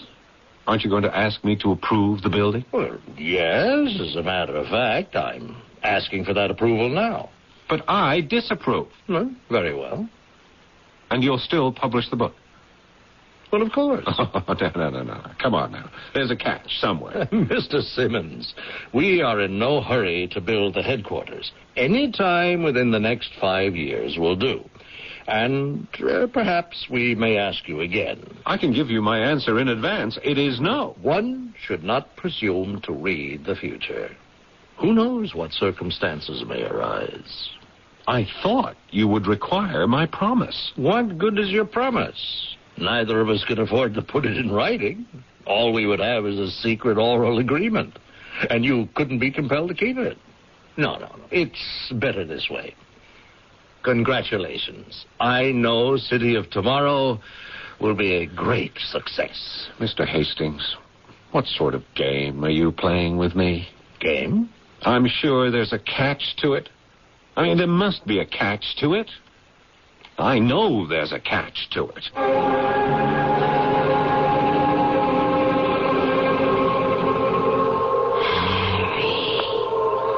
Harry. Huh? What? Harry. What do you want? I have to ask you something. What? Harry, whose child are you? What? Whose child, Harry? Whose child? Who are you? Mama. Big Mama.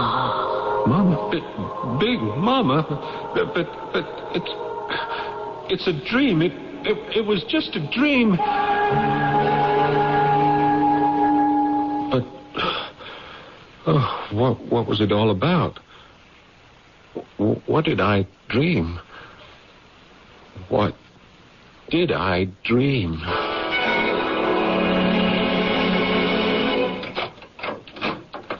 Hey, Mr. Simmons, it's you, huh? Good morning, Mrs. Crawley. So what are you doing sitting at the table in your pajamas? How come you didn't leave for work yet? You know what time it is. Listen, I got a bone to pick with you. I couldn't sleep. You know, the last couple of nights you ain't been eating your supper. You know that? Yeah. I come in here mornings and find it still on the stove. Why can't you sleep? I've been having nightmares. About what? I don't know. I can't remember. But they're so real. They're so frightening. I just don't want to go back to sleep. Oh, there's no percentage in that. Mama. Well, what about Mama? They seem to be about someone named Momma. Who's Mama? Could it be your Mama? No. Besides, I always called her Mother. Always? Hey, you know, that could be your problem. Who says I have a problem? Why are you having nightmares? Look, the only Mama I know is the International Semiconductor Corporation. I mean, it's a nickname among its own people, the Big Mama. Oh, this is the outfit you turned down. You mean you dream about him? No. It's just that in these nightmares, I'm aware of maybe it's something called Big Momma. Where? Like how? I don't remember. Now, these nightmares of yours mean something. What? I don't know. If I could tell, I could hang out a sign and make a fortune. Hey, you better get dressed and head for work. Yeah. You want me to make you a cup of coffee? No, thank you. Oh, listen. Wait a minute. I got another bone to pick with you. How come you didn't tell me? I had to read about it in the papers. Read about what? What? The book. That's what. Oh, come on. I sweated it out more than you did. So I figured I was entitled to be told. I'm sorry, Mrs. Crawley. There it was in the paper. Barnaby and Brother. Hey, I understand they're one of them real bigs. Listen, I hope you jazzed it up a little bit like I told you. Anyway, it's all over town, you know, and everybody's saying, hey, we got a winner here. That's our guy, Harry Simmons. Mr. Simmons? Yes, what is it? I can't figure this. For years now, you've been trying to peddle that book, and in your heart, you must have given up. So now when this thing is finally hit, why ain't you walking on air, dancing on the ceiling? Why are you having nightmares?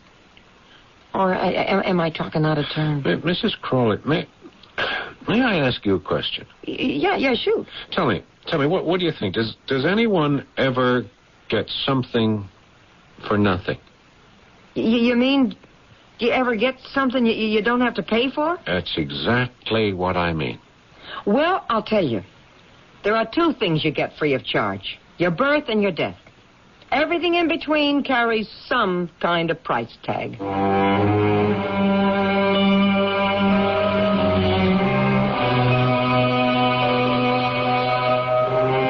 Yes, and there are many who say that somehow you even have to pay for those. The fact is, there's no free lunch, as the economists are fond of telling us, and you only get what you pay for.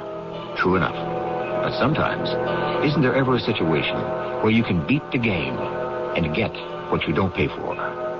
The answer, as usual, comes in Act 3, shortly. Staying on the road with Quaker State, running long and trouble-free. Quaker State's new lifetime engine lubrication protection program guarantees in writing any new car engine using only Quaker State against oil-related failure as long as you own it. Quaker State, the quality motor oil refined from Pennsylvania-grade crude oil. Coverage and limited warranty details at participating new car dealers. Proof of maintenance required. New car or old. You'll be staying on the road with Quaker State. Mornings seem to start out better. You seem to go much better when you start the day together. Maxwell House and you get that good with the lights not clear. Just Maxwell House, only Maxwell House. A taste, a feeling like no other coffee. Always good to the last drop. Maxwell House. This is Ken Howard. If you're over 18 and already out of school, I have a personal question for you. Can you read as well as you would like to? I don't mean just traffic signs and sports programs. I'm talking about books, magazines, and newspapers, and the labels on medicine and food packages. If you don't read well enough to understand these, you can get help at your library. Many libraries offer assistance for people who didn't learn to read very well in school. If they don't have the programs themselves, librarians can often recommend a local tutor, self-help books, or even televised instruction that includes other subjects as well as reading. 25 million Americans have trouble reading, and some of them don't even realize it, or they're too embarrassed to ask for help. If you are one of them, don't waste your mind any longer. The libraries in your area are waiting to help you. You just walk right in and ask for books on any subject that interests you, whether it's basketball, basket weaving, or the mystery of the Baskervilles. You name it, the library has it. They've got your number. Now you get theirs and give them a call. A public service message of the American Library Association.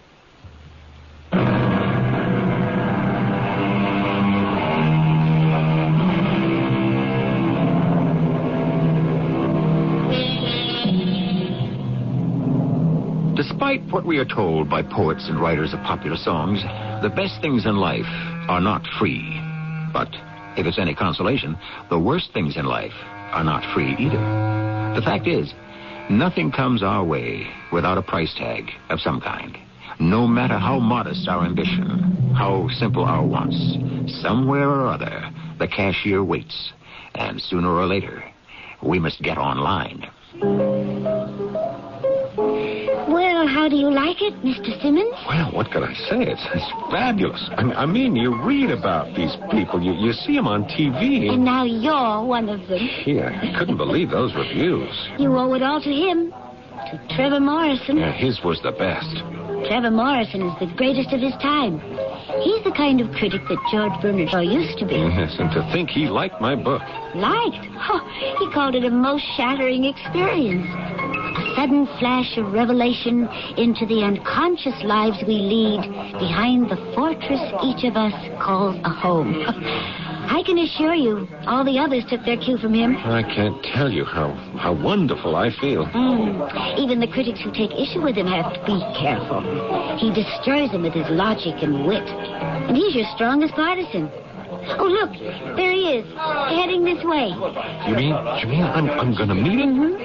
What am I going to say to him? My mind's gone blank. I can't think of a single thing. Well, that's fine. People don't care about your opinions anyhow. They're only interested in their own.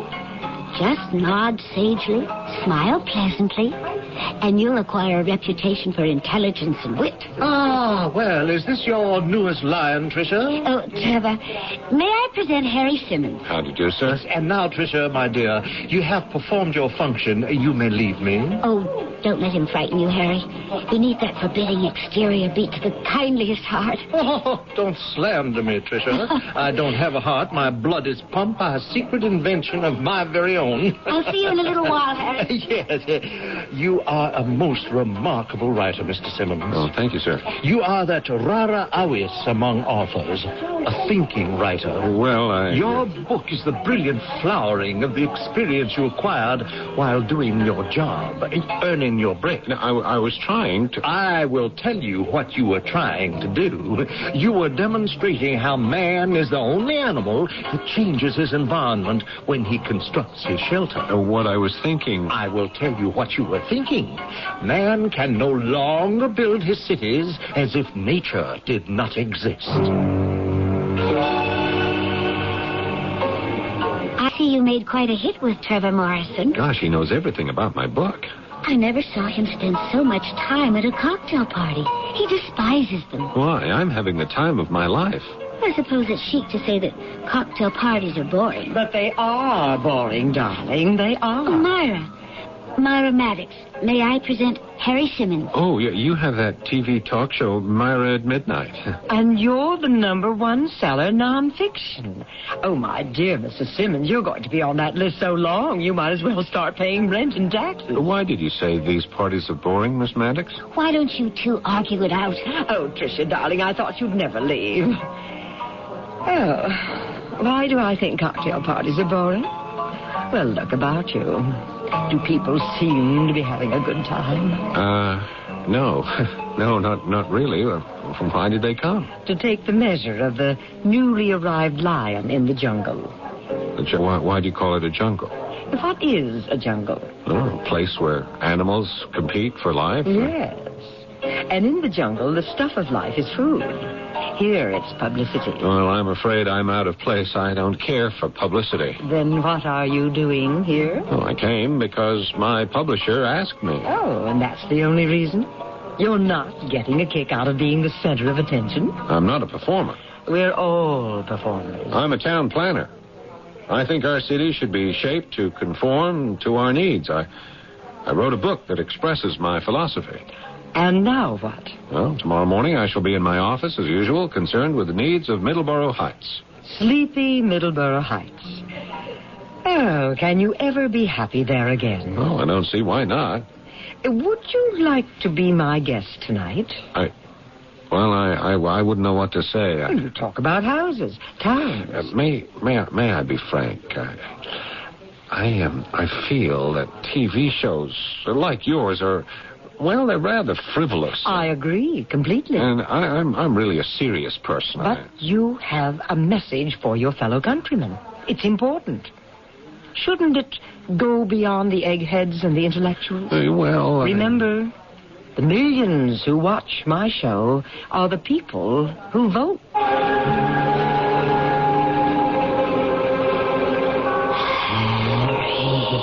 What? Harry Simmons. What do you want? You know what I want, Harry. Tell me. Just tell me. Whose child are you?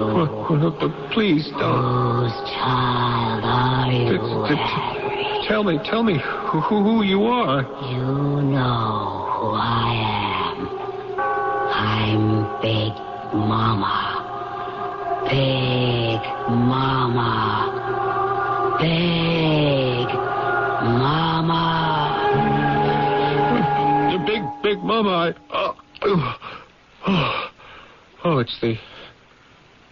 it's the dream again. I'm dreaming. I'm just dreaming.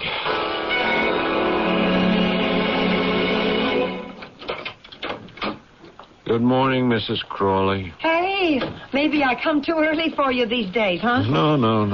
Why do you say that? Well, now that you're a big TV star and all, maybe you want to sleep late, you know. I'm not really a TV star. Oh, you're kidding. I watch you on TV every night you're on. Oh. You talk, and suddenly people sit still. They listen. You got something to say, and you want to know? You just love to say it.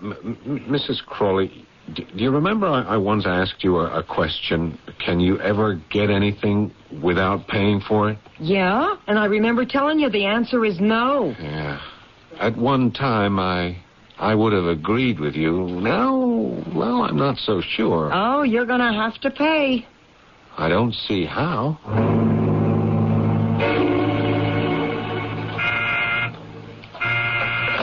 Yeah. Oh, all right. Have him come in. Don't know why he insists on wasting my time and his. Oh, good morning, Mr. Hastings. Good morning, Mr. Simmons. If you're here to ask the usual question, I'm here to give you the usual answer. I am completely opposed to the headquarters building for international semiconductors.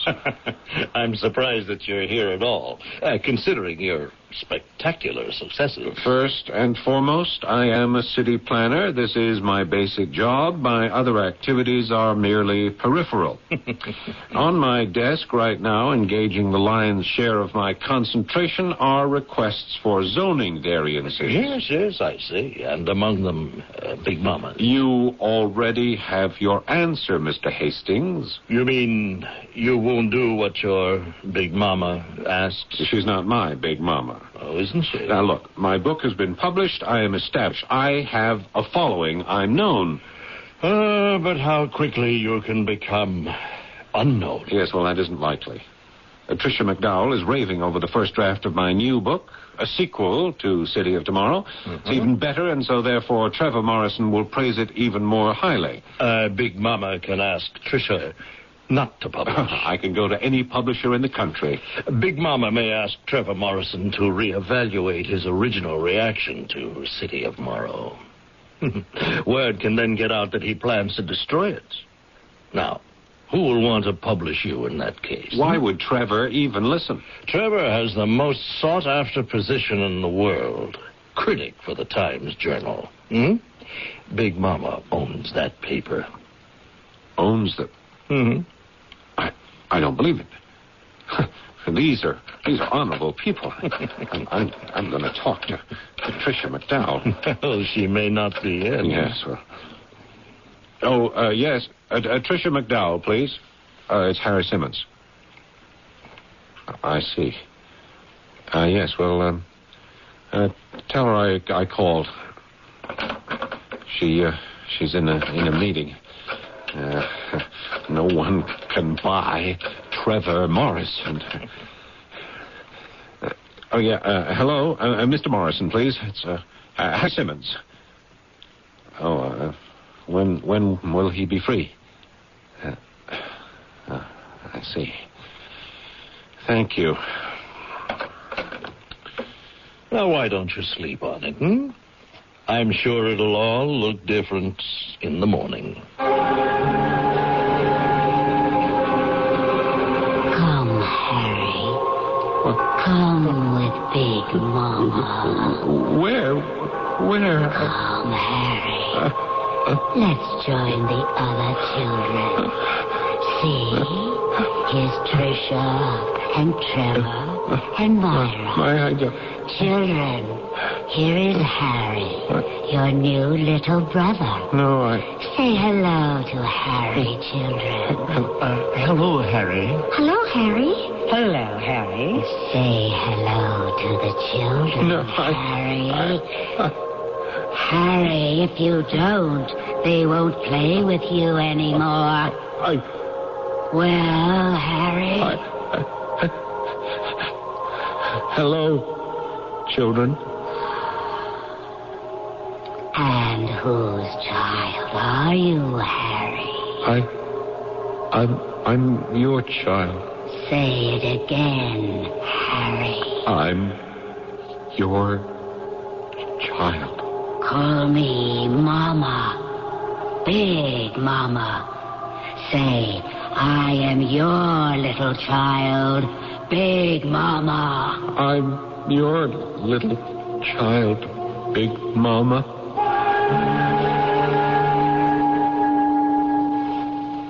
Well, Harry, how are you this morning? I thought they were all honorable people. Oh, they are. Just as you're an honorable person. I'm caving in under pressure. I'm going against my own convictions. But convictions must be examined in the light of new realities, new situations. Hello? Hello, Harry. That's Tricia McDowell, isn't it? Darling, I'm returning your call.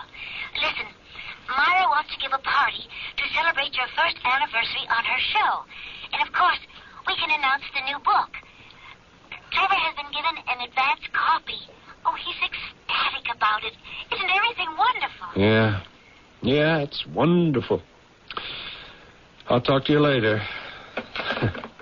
I'd like to tell all of you to go to the devil. What's the use? I'd have to go there with you.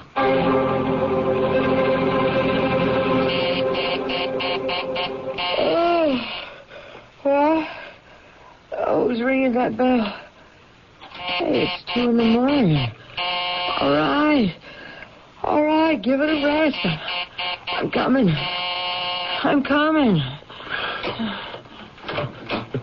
Hey, Mr. Simmons. What are you doing here in the rain in the middle of the night? Oh, come in. You'll catch your death. No, I can't stay. I only came by to tell you something. At this hour? In this weather? It's very important. Please listen. You remember I once asked you if you could ever get anything without paying for it? Yeah? And you said no, and I said, yeah, it was possible. Uh-huh. Well, Mrs. Crawley, I'm here to tell you I was wrong and you were right. You pay for everything. You never stop paying. Mr. Simmons, you get in here out of that wet. With the flu's going around. Goodbye, Mrs. Crawley. Goodbye. And remember what I told you. You always pay. You always pay.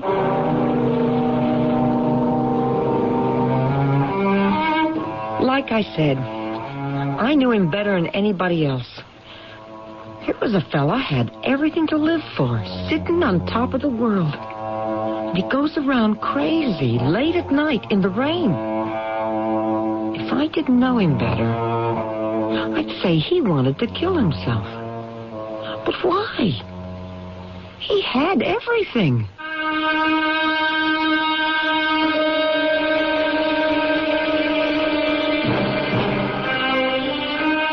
True enough, she knew him better than anyone else. But the fact is, she didn't really know him at all. Oh, she knew his likes, his peeve, his taste in food and clothes. She knew every outside aspect of Harry Simmons. But of the fires that burned within him and the forces that drove him, she knew very little. What do any of us know of the next one? Well, as far as I'm concerned, you know I'll be back shortly. Honey, we're having cheeseburgers like we've never had them before. We are? Here's your fork. My fork? Yes, your Where's fork. my bun? Helper, say cheese. I want my bun. Help your hamburger, say cheese. Hamburger helper, help your hamburger. Help make cheeseburger Mac. Our cheeseburger macaroni is a blend of tangy cheese, hearty macaroni, and savory seasonings that give cheeseburgers a whole new meaning. Well, did you miss the bun? What fun? I understand you're trying to quit smoking. Is that, I see. A little cranky, huh? Yeah, well, just think how much better you're going to feel. And look, maybe if you were to try the American Lung Association's Freedom from Smoking program, that might help, you suppose? Well, in the meantime, have a nice day. If you want to kick the habit but need help, contact your local American Lung Association for information on their Freedom from Smoking program. As always, it's a matter of life and breath.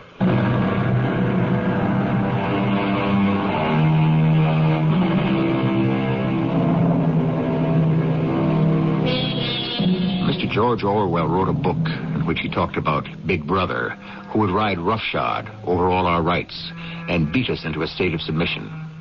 This may not be the actual scenario. While we may, if we are not careful, be enslaved, it will probably be through the seductive wiles of Big Momma, and her methods shall be so painless and so pleasant that we shall hardly be aware of the fact that we have lost our souls. Our cast included Paul Hecht, Joan Shea, Evie Jester, and Earl Hammond. The entire production was under the direction of Hyman Brown. And now, a preview of our next tale. Let me just say there's nothing new under the sun. If you don't believe me, it's in the Bible. There's a list of standard reasons why men and women kill each other. And yours has to be one of them. I don't think so. Let me hear it. Very well. I want to kill her because I have no choice. If I don't, she's going to kill me. Self-defense, that's the second oldest motive in the world. It happens to be true. Why does she want to kill you? You'll never believe it. You any idea all the stories I've heard in this business? You've never heard one like this. She isn't human. She looks human to me. She is physically.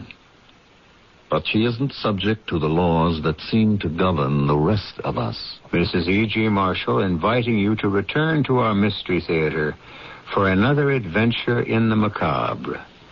Until next time, pleasant dreams.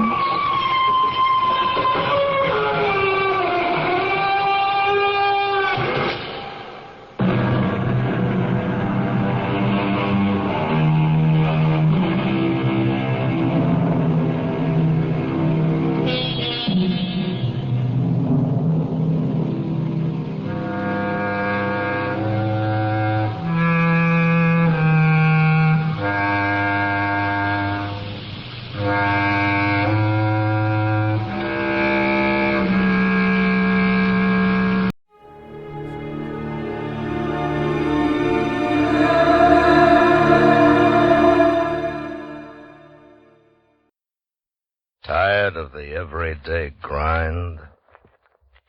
Ever dream of a life of romantic adventure? Want to get away from it all? We offer you Escape. Escape, designed to free you from the four walls of today for a half hour of high adventure.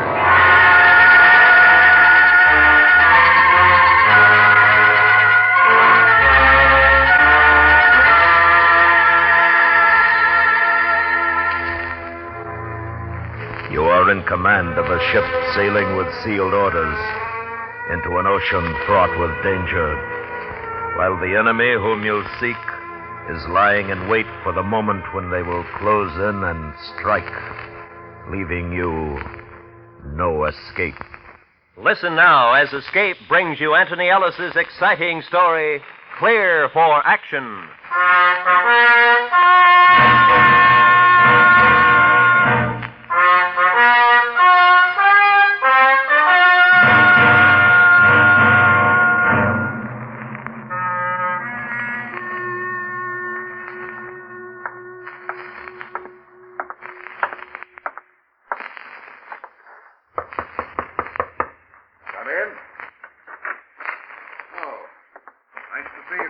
Good afternoon, Mr. Stoddard. require to ready your ship for duty? Why, as long as it takes me to haul anchor, sir. Convoy, Mr. Secretary? Better than that. You are familiar with these waters? I know the Caribbean as well as my own quarterdeck, sir. Excellent. Somewhere in these waters, there is a French sloop of war, the Harfleur. From all available reports, she carries 20 guns, more or less. And she has taken or sunk at least 10 of our merchantmen. She has to be stopped. We cannot at this time afford war with either France or England.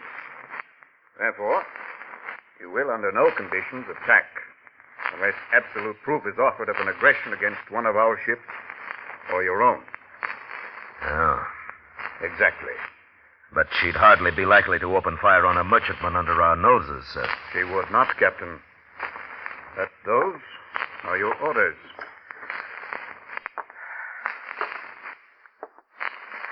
Yes, sir. When do I sail, sir? You will proceed with all haste to the Bahamas Group vicinity. The Harfleur seems to operate from a base situated near there. Very well, sir. I wish you luck, sir. Thank you, sir. Good afternoon.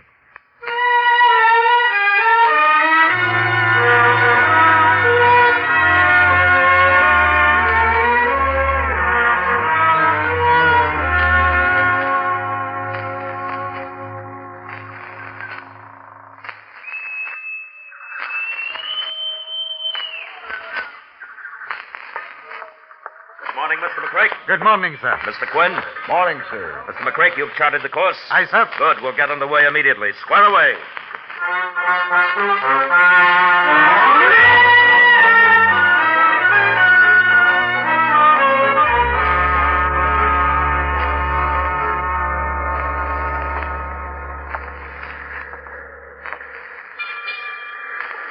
Mr. McCrake, we should be sighting the island soon, huh? Aye, sir.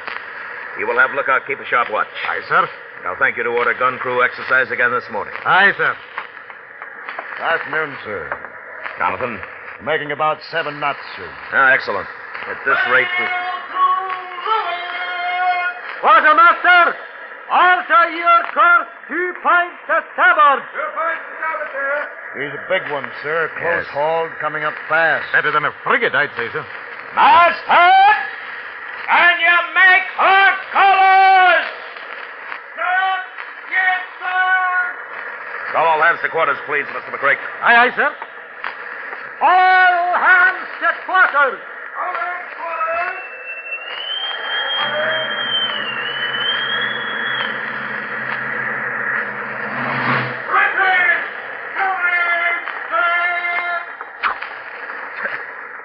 Lobster backs. She's a ship of the line, sir. 74 guns if she carries one. Ah, that's what I like. Close on. I want no trouble with her, Mr. McCrake, but we'll have gun crews to their station. I'll attend to it myself, sir. And I pray that she fires on it. I don't like it, Captain. She must have seen our colors by now. She's laying a course to pass within range. Probably wants to hail us, nothing more.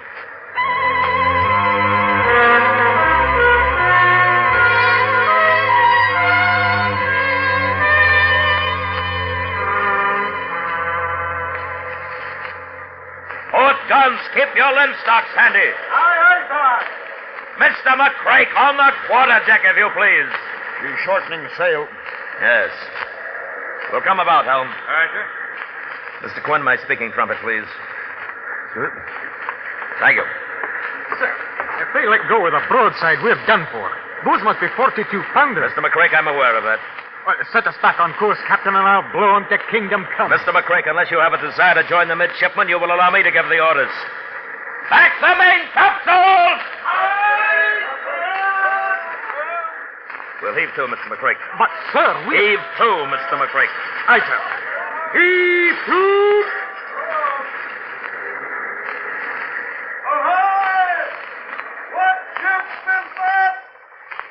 United States frigate Panther of 36 guns. Captain Christopher Steele. We're sending a longboat to you, Captain. We wish to come aboard. Very well, sir. She's the Princess, sir. That would be Rear Admiral Gray. Flagship of the West Indies Squadron, huh? You'll no doubt be wanting to put a press gang aboard us. Don't worry, Duncan. I served with them once, and I'll happily kill the first man who tries to make me do it again, sir. The only way any of my men leave this ship is over my dead body. Have the men stand to quarters, Jonathan. Aye, sir. You're not going to pipe them over the side, are you, sir? I am not, Duncan. Here they come. Will you look at that pipsqueak standing at the stern? That Duncan is an officer of His Majesty's Navy. Hey, he looks as though he's been glued together.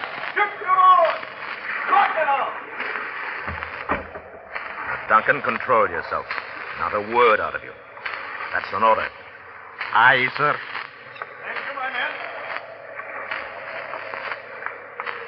Captain Steele? Yes?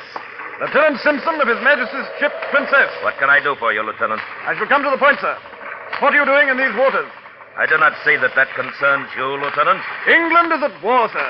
Any ship concerns us. So I have noticed. Exactly what do you mean by that, Captain? Only that my government has been well aware of your impressment of American seamen into the British Navy. That is a lie. We impress only English deserters. A questionable point, Lieutenant. As a matter of fact, Captain, I have orders to search your ship for just such men. Impossible. I beg your pardon? No, Lieutenant, you may not search. This is a warship of the United States Navy, and may I remind you that only by my courtesy are you at this moment aboard. The interview is over, Lieutenant. You may return to your ship. Mr. McCrake, you will escort Lieutenant Sampson over the side. Aye, sir. Warn you, Captain. Come along, Lieutenant. This position will roast Christmas and kindly with Admiral Grave.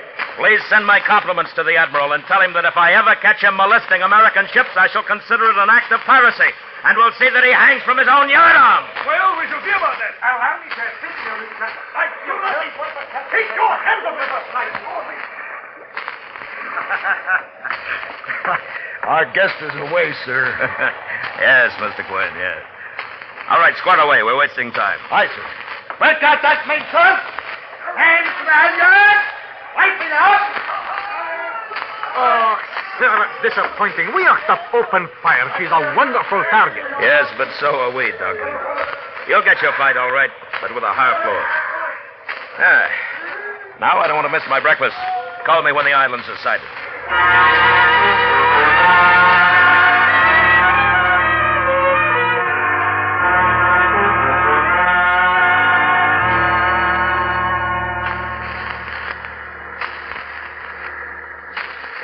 Sir, we've been cruising these islands for 2 days now. Do you think she'd be lying in so close? The British would have spotted her. I will take no chances, Jonathan.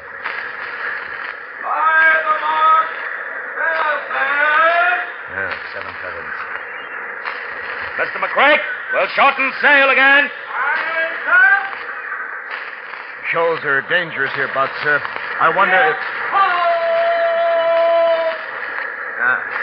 Oh, there, Jonathan, there. Beyond that sand spit, you see? Yeah, I see her. Yes, but that's not the high floor. From her cut, I would judge she's a brig.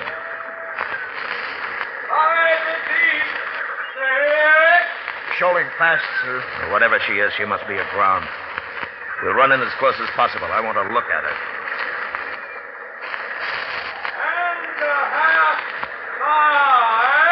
Sir, don't you think that... Yes, Jonathan? Nothing, sir.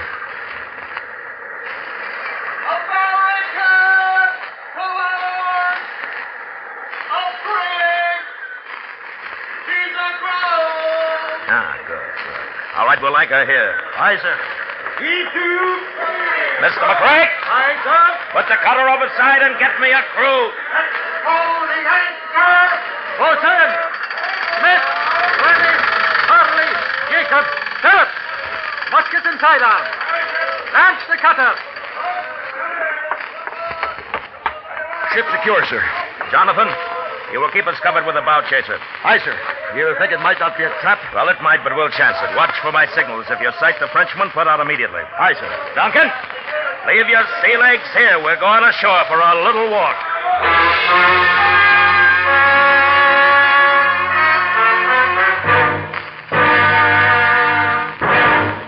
We will return to Escape in just a moment. But first, tomorrow night, the Lux Summer Theater stars Fred McMurray. Listen on most of these same CBS radio stations tomorrow night. the Lux Summer Theater. And now, back to Escape.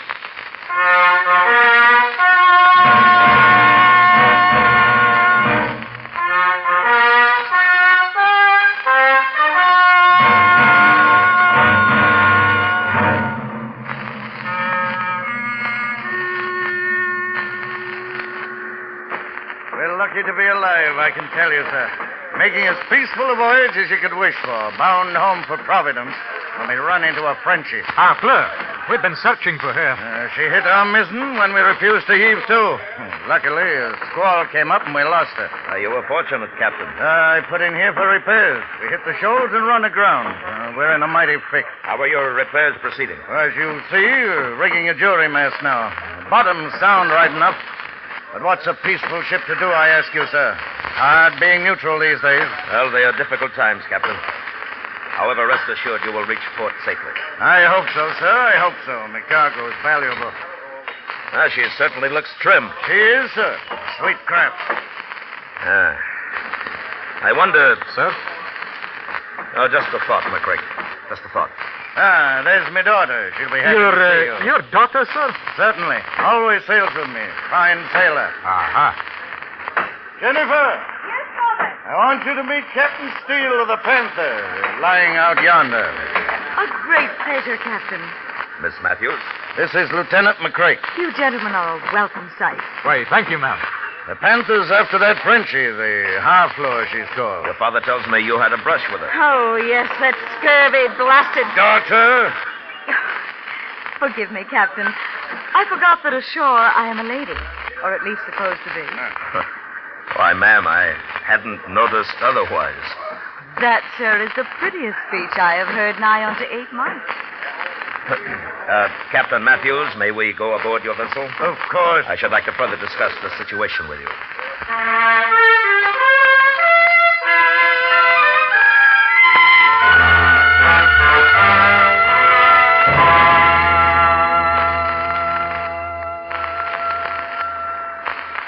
Shot of brandy, sir. Thank you, yes. Your health, sir. And yours, sir.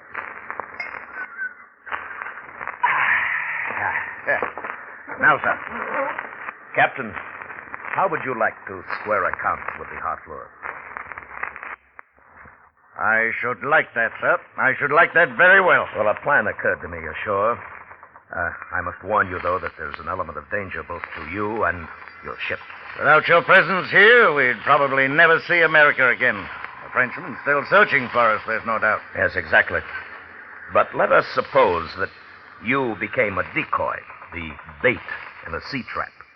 Go on, sir. Go on. I think we may safely presume that Harfleur does not know of the existence of my ship here in the Caribbean. Now, with your permission, I propose this would be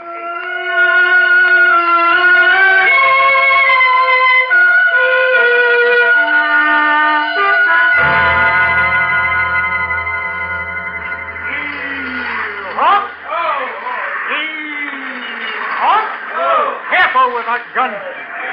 Steady. Steady, bosun. Well done. All right, lash him down, bosun. There. That's it, sir. Thank you, Mr. McCrae. Handsomely, mister, handsomely. A round of grog for your men with my compliments. Why, sir. Thank you, sir. I'll see to it. 4 guns, Captain. 4 guns where there should be none. Yes, but they must remain well hidden until needed, sir. I couldn't have believed it. 4 guns from your own ship to the old Salem. Oh, that Frenchman. Well, we shall see, sir. And now I suggest that we observe Miss Jennifer's progress below, huh? Aye. What a tale this will make. Please, Mr. Quinn, stand still. Sir, you make a powerful-looking woman, Lieutenant. Father. There. How do you like it, Captain? A delightful sight. Mistress Quinn, my compliments. No, sir. Miss Jennifer, there is no seamstress in Boston to equal you. Why, thank you, Captain. We shall go over the plan again, huh? Mr. McCrae, below, if you please. Aye, sir. Now then. Mr. Quinn and I will stay aboard the Salem with Captain Matthews. Well, it's Then- all secured on deck, sir. Why, Mr. Quinn, what a perfectly beautiful gown. Mr. Quinn is aware of his beauty. We have business, Mr. McCrae. Aye, sir. Now, we shall need 20 good men from the Panther, besides the gun crews already with us aboard the Salem. Mr. McCrae, you will be in command of the Panther. If possible, remain within masthead sight of us. Aye, sir. Miss Jennifer will sail with you. Aye, sir. Yes.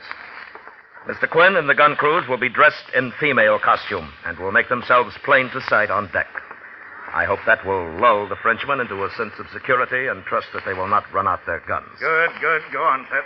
Now, Salem's forecannon will be hidden, and to all appearances, she is still the peaceful merchantman. And this time, when the Harfleur sights us, we heave to. Yes, correct.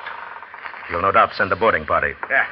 And then our ladies engage the boarders, supported by myself and the rest of the men. And I think that is all. It is to be hoped, gentlemen, that after these preparations, your enemy obliges with her presence. Yes, ma'am. Now, Mr. McCrae, we'll catch Salem off the shoal immediately, if you please. Aye, sir. Mr. Quinn, you may remove your gown now. Oh, thank you, sir. And give the men from Panther their orders. I should like to get underway as soon as possible.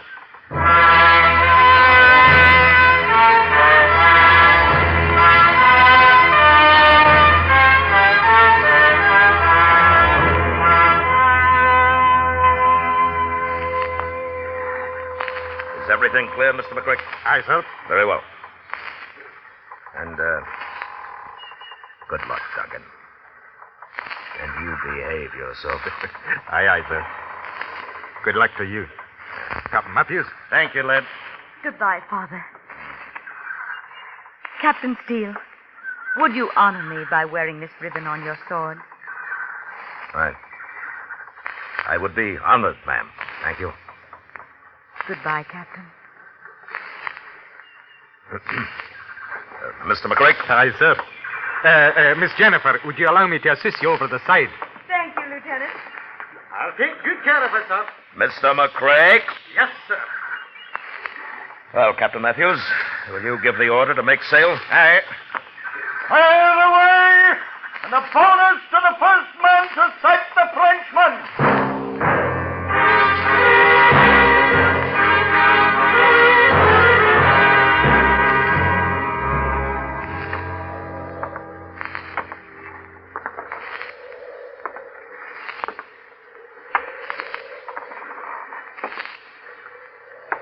This waiting. Well, if she is still in these waters, Captain, we'll find her. Never thought I'd be praying to see a Frenchie, but at this minute I'd give it.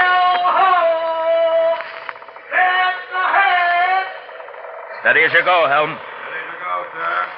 Mr. Quinn! Aye, sir. Get your men into their costumes. Lively now. Aye, sir. Yes, that's her. That's our ship, all right. Mr. Quinn, keep the men away from the guns. We want to arouse no suspicion. She's seen us. She's tacking over. Aye. You men below, we've sighted the chase. Stand to quarters. I want no sound until I give the signal.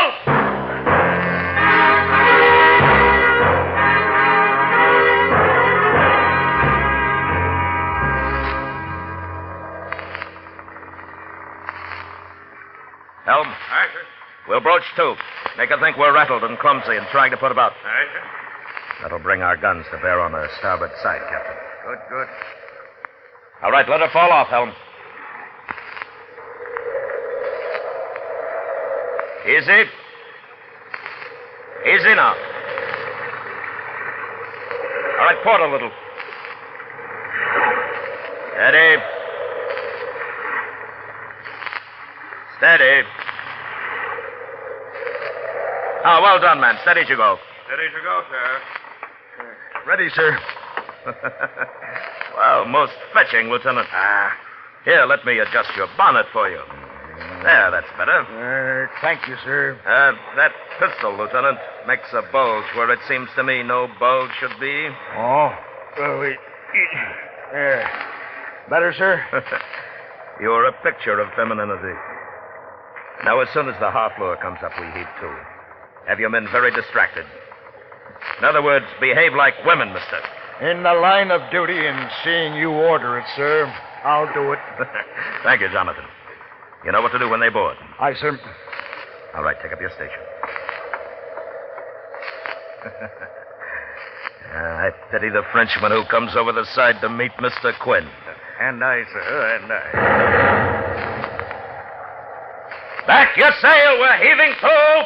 She's on, Mr. Beam. Don't worry, Captain. They want this ship as a prize. She's already put over a longboat. And another one's coming around from the port quarter. I'd be obliged, sir, if you'd go to your cabin. This is our work. No, sir, this is my ship. I'm not young anymore, but I won't miss this fight. Very well, sir. Then I suggest that you look to the priming of your pistols.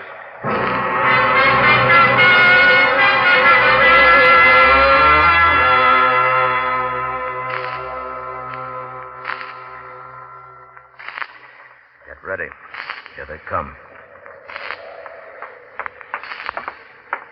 Hello. Where is your captain? What's the meaning of this? We're a neutral vessel, American. This ship is a prize of l'Empereur Napoleon. You will strike your colors. Not while I'm alive. Mr. Quinn, repel boys! Here's your prize, Frenchie!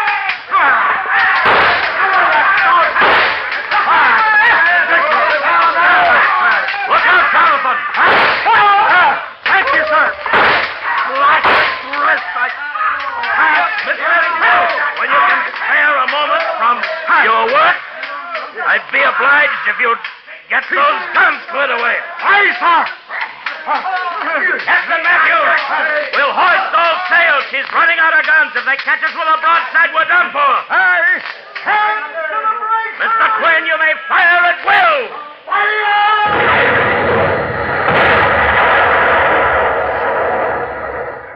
Hard to starboard! Hard to starboard, sir.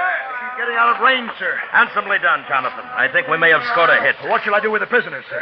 Have them taken below. We'll transfer them to the Panther.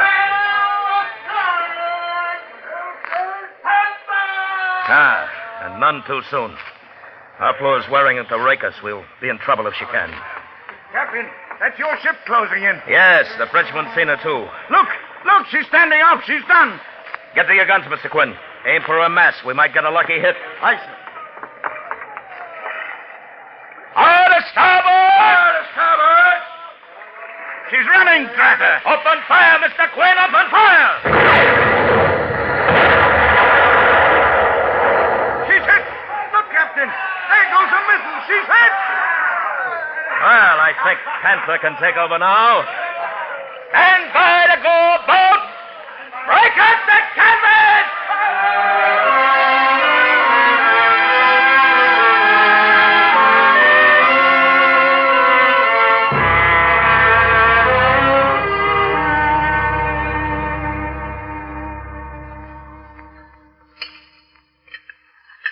There. Miss Jennifer. That was a wonderful dinner. It was indeed, ma'am. Thank you, gentlemen. Captain Steele, Hmm? did you enjoy it too? Yes. Yes, of course, Miss Matthews. Very tasty. Very. Well, I was just thinking, it's getting late. Oh, no, Captain. You don't have to go yet. Why, of course not, ma'am. I'm afraid so. Mr. Quinn stands watch aboard the Panther tonight, and you, Mr. McCrake, have repairs to make on the hearth floor. Aye, sir. Aye, sir. We'll stay hove, too, tonight. Well, good night, Miss Matthews. Good night. I'd willingly join the crew sailing for such cooking as yours. Why, thank you, Lieutenant. Good night, ma'am. Good night, Lieutenant Quinn. Are you coming, sir? Yes, gentlemen, of course. But, Captain, don't you remember? You promised to tell me of your exploits at sea. Oh, yes. Good night, Duncan. Aye, sir. Good night, sir. Jonathan. Good night, sir.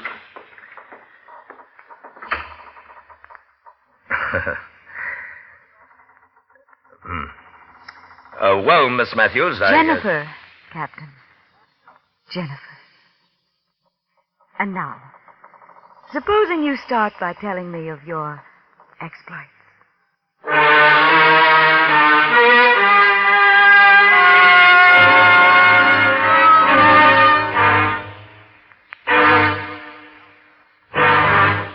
Escape has brought you Clear for Action, written and directed by Anthony Ellis, starring William Conrad as Captain Steele. Featured in the cast were Ben Wright, John Daner, John Stevenson, Tudor Owen, Vivi Janis, Richard Peel, and Dave Young. The special music for Escape is composed and directed by Leith Stevens. Next week...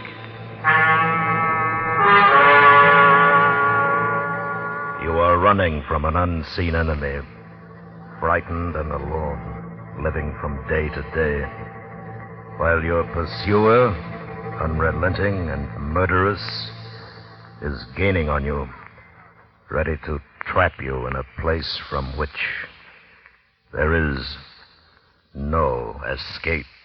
So listen next week when Escape brings you Charles Smith's exciting story, The Faraway Island.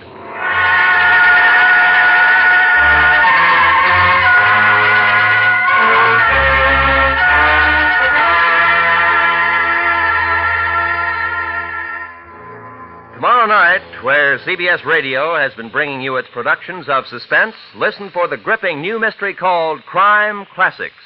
Premiere performance this Monday night on most of these same CBS radio stations. This is Roy Rowan speaking.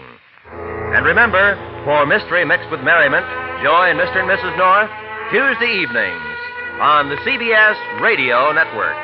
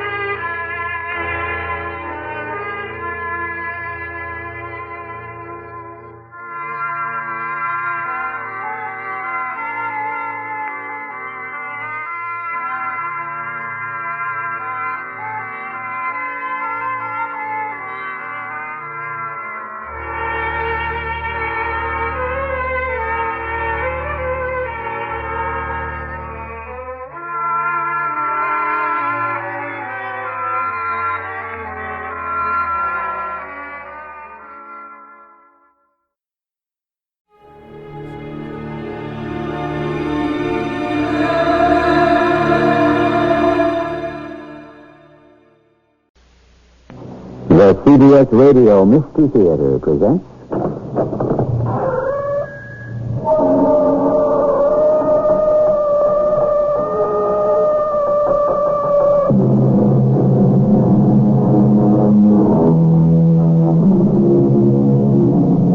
Come in.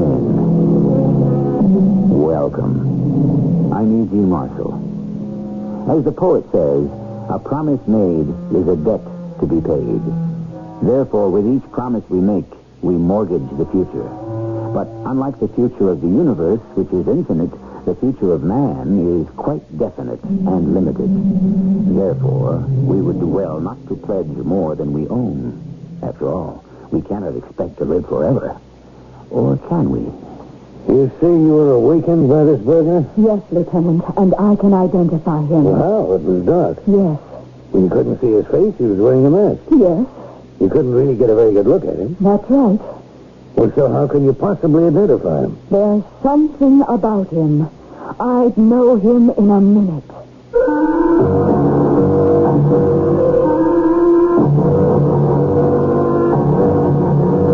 Our mystery drama, A Table for Two, was written especially for the Mystery Theater by Sam Dan and stars Larry Haynes. I'll be back shortly with Act One.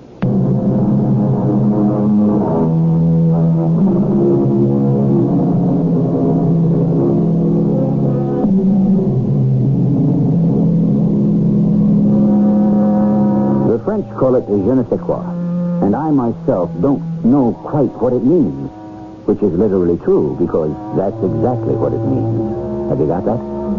Anyhow, it's an indefinable something that enables a French restaurant to drape a few mushrooms around a hamburger and call it bœuf mince avec champignons au beurre, charge you $17 for it, and make you like it. Especially at the Café Tremblay, where the glacially cool Henri is the maître d'. You know the type. Tall, suave, sophisticated. He can wither you with a frown or raise you to the heights with just a hint of a thin, wintry smile. Step this way, madame. Monsieur, your table is waiting. Oh, I am sorry, but without the reservation. This is the only available table, and if it is not satisfactory... Yes, Henri, the despot, the tyrant of the Café Tremblay. Why is it so important to merit his good opinion? Oh, well, let us go home with a redoubtable, incomparable Henri. What have we here? Oh, you're home. Oh, I'm just falling asleep. Let me start the TV. Helen, how could you sleep through all that noise? Oh, it gets to be boring after a while. I have nothing to do but watch TV all night. Okay. No, Hank, it's not okay. Do you know what time it is? Yes, it's 3:30. Restaurant's been closed for almost 4 hours. Okay, Helen. No, that's not okay either. I'm sorry, dear. It's just that... I know. No, you don't know. It's just that I have to unwind. Just go out with some of the guys. Well, I understand. All we do is sit around, have a few drinks, chew the fat. You have to believe that. I believe it. Well, come on, Helen. Hank, I want you to quit that job. It's bad for you. Bad for me? Do you know how much money I'm starting to make? Well, it's a phony. This Monsieur Henri. Well, you have to know how to run the front of a restaurant. There's nothing phony about it. But it's not you. You're not Henri de la Tour. You're Henry Smith. Oh, come on. You're playing a game. You're indulging a fantasy. Okay. Maybe I should have gone back to college and gotten my engineering degree. Maybe. But the fact is, I don't know how to do anything. No, that's nonsense. I don't have a trade, a profession, so I do what I can. I'm lucky I can get a job doing this. No, you're not. You have to stop playing. Helen, I'm not playing. You're the kind of guy who needs to be doing something he believes in. You need an anchor, so that the next time you get some harebrained proposition, you think twice. But because you have something to lose. Look, dear, it's late and I'm tired. And you don't want to talk about it? We'll talk about it as soon as we're a little bit more set financially. We'll really talk about it. I promise.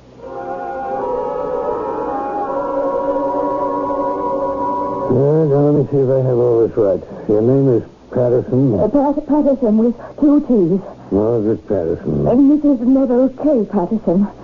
My husband is in London. And just a half hour ago? On business.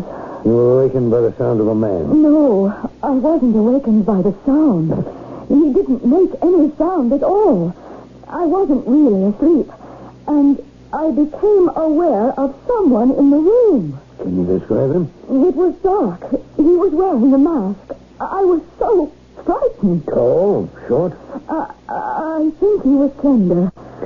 Dressed? Slacks, jacket? I don't know. Yeah, well, tell me exactly what happened. I became aware of him. I sat up in bed and I screamed. It wasn't really a scream, more of a gasp. He turned around. He had a gun in his hand. You sure it was a gun? Oh, yes. The moonlight coming in through the window, it shone on the barrel. Mm-hmm. Yeah, then? He pointed the gun at me. I thought I would die. He put a finger against his lips. He was warning me to keep still. And I did. Yes? Then he opened my jewel case. It was on my dresser, and he took out my necklace, a brooch, and my diamond ring, and he placed them in his pocket. The next thing I know, he was out the window. What do you mean, out the window? You're 18 stories up from the ground. He just went out the window. What did you do? Me?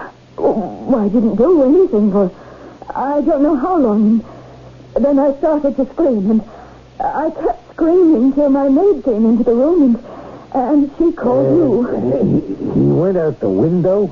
That's a sheer drop to the ground. I saw him just go out the window. Now, these gems, do you generally keep them here in your apartment in a jeweled box on your dress? No, I usually have them in the vault. Except tonight, I was at a formal dinner, and I thought I would... Do you mind if I use the telephone? No, I don't mind. Thank you. Is it possible he could have seen me and followed me home? I understand jewel thieves. Scout? Is that the word? Places where wealthy people go? Excuse me. This is Lieutenant Severio. I'm at the Patterson place. Yeah. Oh, he got away with a few nice things.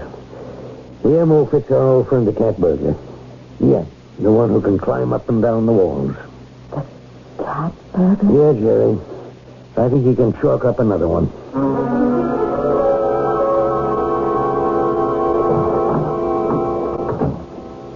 Good morning. Oh, Helen, you don't have to wait up for me every night. You have nothing else to do? Look, I'll make it my business to come home earlier from now on, okay? There's a letter for you. Oh, from who? State University. Well, why would they write me? Because I asked them to.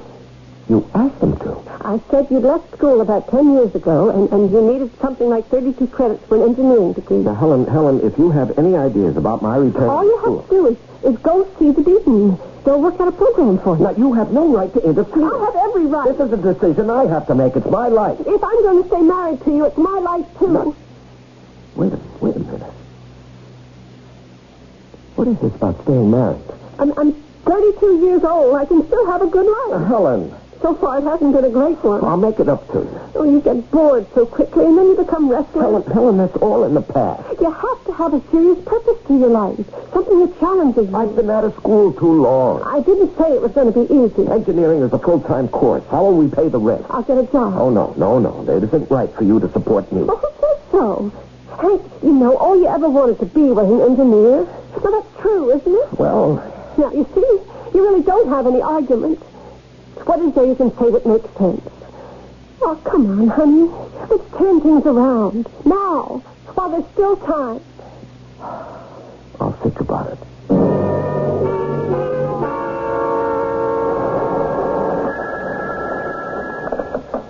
Lieutenant Severio. Oh, yeah, Inspector. No, you don't have a thing. Nothing. That's right. The guy, whoever he is, just gets in and out of all these places. That's right. Like a cat. Yes, sir. Just as soon as we get that first lead. Yeah. Excuse me, Lieutenant. Yeah? They said I'd find you in this office. Oh, yes. It's Mrs. Patterson. With 2 T's, yes. Won't you sit down? Thank you. I won't take up too much of your time. Well, I'm sorry I don't have any news for you. I didn't come here for that. No? I'm frightened. I'm afraid he'll come back. Why would he do that? To kill me. If he wanted to kill you, Mrs. Patterson, he had his chance. That's it. When he knew I was awake, he pointed the gun at me. Oh, that was just to intimidate you. He's a jewel thief. As a rule, they don't kill. As a rule. Anyhow, he decided not to. At that time. Suppose it occurs to him that I might identify him. But you said you couldn't. He was wearing a mask. But who knows what goes through the mind of a man like that? Tomorrow, next week, any time, he could decide something else. Lieutenant, I'm frightened. Well, I'll talk to the local precinct commander. We'll do the very best we can.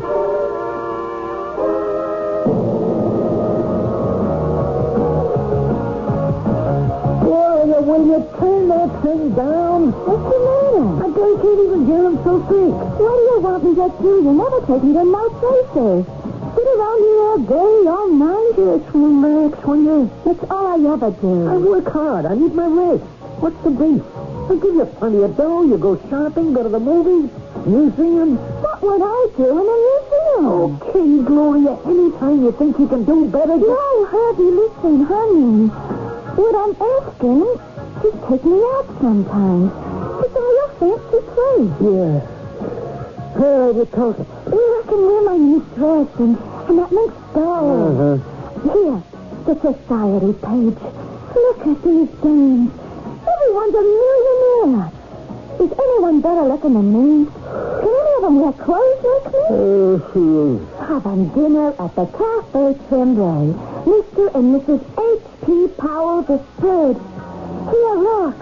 All these things, not one of them can hold Yeah. You're not even looking.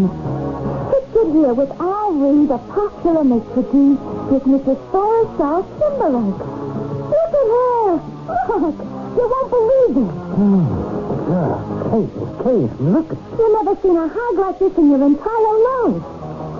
Well? Hey, what are you staring at? Happy?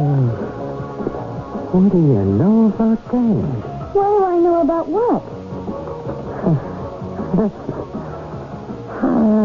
How'd you like to put on that great gown of yours and make it? Do it all upright. What for? Mr. Herbie Lister shall escort Miss Gloria Hoover to dine this evening at the Café Tremblay. Tremblay? Really? We come up before We got the price. Do you realize you gotta be somebody special to get in there? Oh, I'm somebody special. You gotta make a reservation. You just don't walk into a place like the Café Tremblay. Well, it's like you need a magic word to get in there. Yeah, that's right. And I know the magic word. Good evening, monsieur. Have a reservation? No, monsieur does not have a reservation. Well, in that case, I'm so sorry, but we shall be unable to accommodate monsieur this evening. We'll take that empty table over there. Is that okay with you, Gloria, honey? Once again, I must explain to monsieur that without the reservation... Monsieur Henry, I got something that's even better than a reservation. Indeed. Yeah, a number. Number? That is, I used to have it. My number used to be 607889. Yeah, 607889. You should remember that number. It was one less than yours. Your number was 607890. So, how about that table for two, huh? This way, monsieur.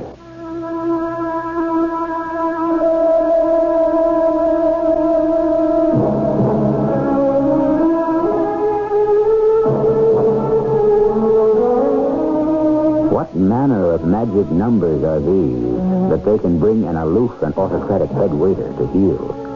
Obviously, these gentlemen know each other, but what can they possibly have in common? Well, what all of us will have in common is the second act that is about to arrive here shortly.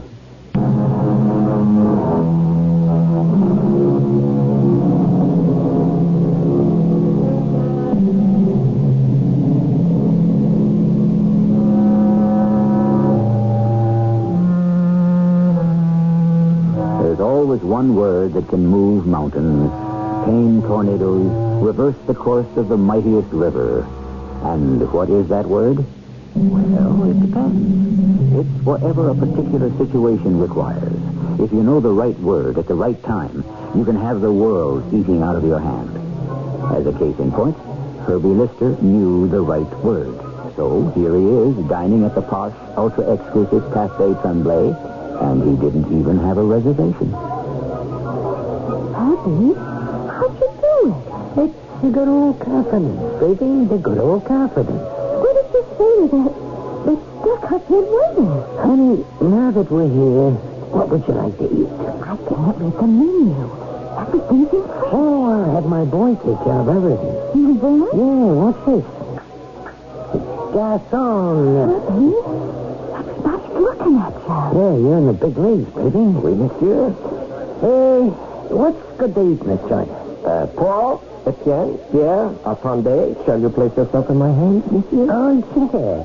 Yeah, that kind of puts things in balance, don't it? Le jambon au cantaloupe, le veau, le salade, le petit glacé, le vin, le rochambeau blanc. Oh, that sounds fantastic. I know you will enjoy your dinner. And what comes after dinner? We'll enjoy that even more. See you later, Henry. I get it. Yeah? You know this guy. What makes you think so? You got something on him, too. Well, why do you say that? You're making him jump through a hoop. So why is he hiding still for it? Some little girls ask too many questions. Yeah, midnight. You're right on time, Hank. What do you have to drink? What do you want, Herbie? What do you want? Just like that. No hello, no house trick. Is that the way to talk to an old buddy? We were never buddies. We were roommates for 3 years, Hank. You mean cellmates?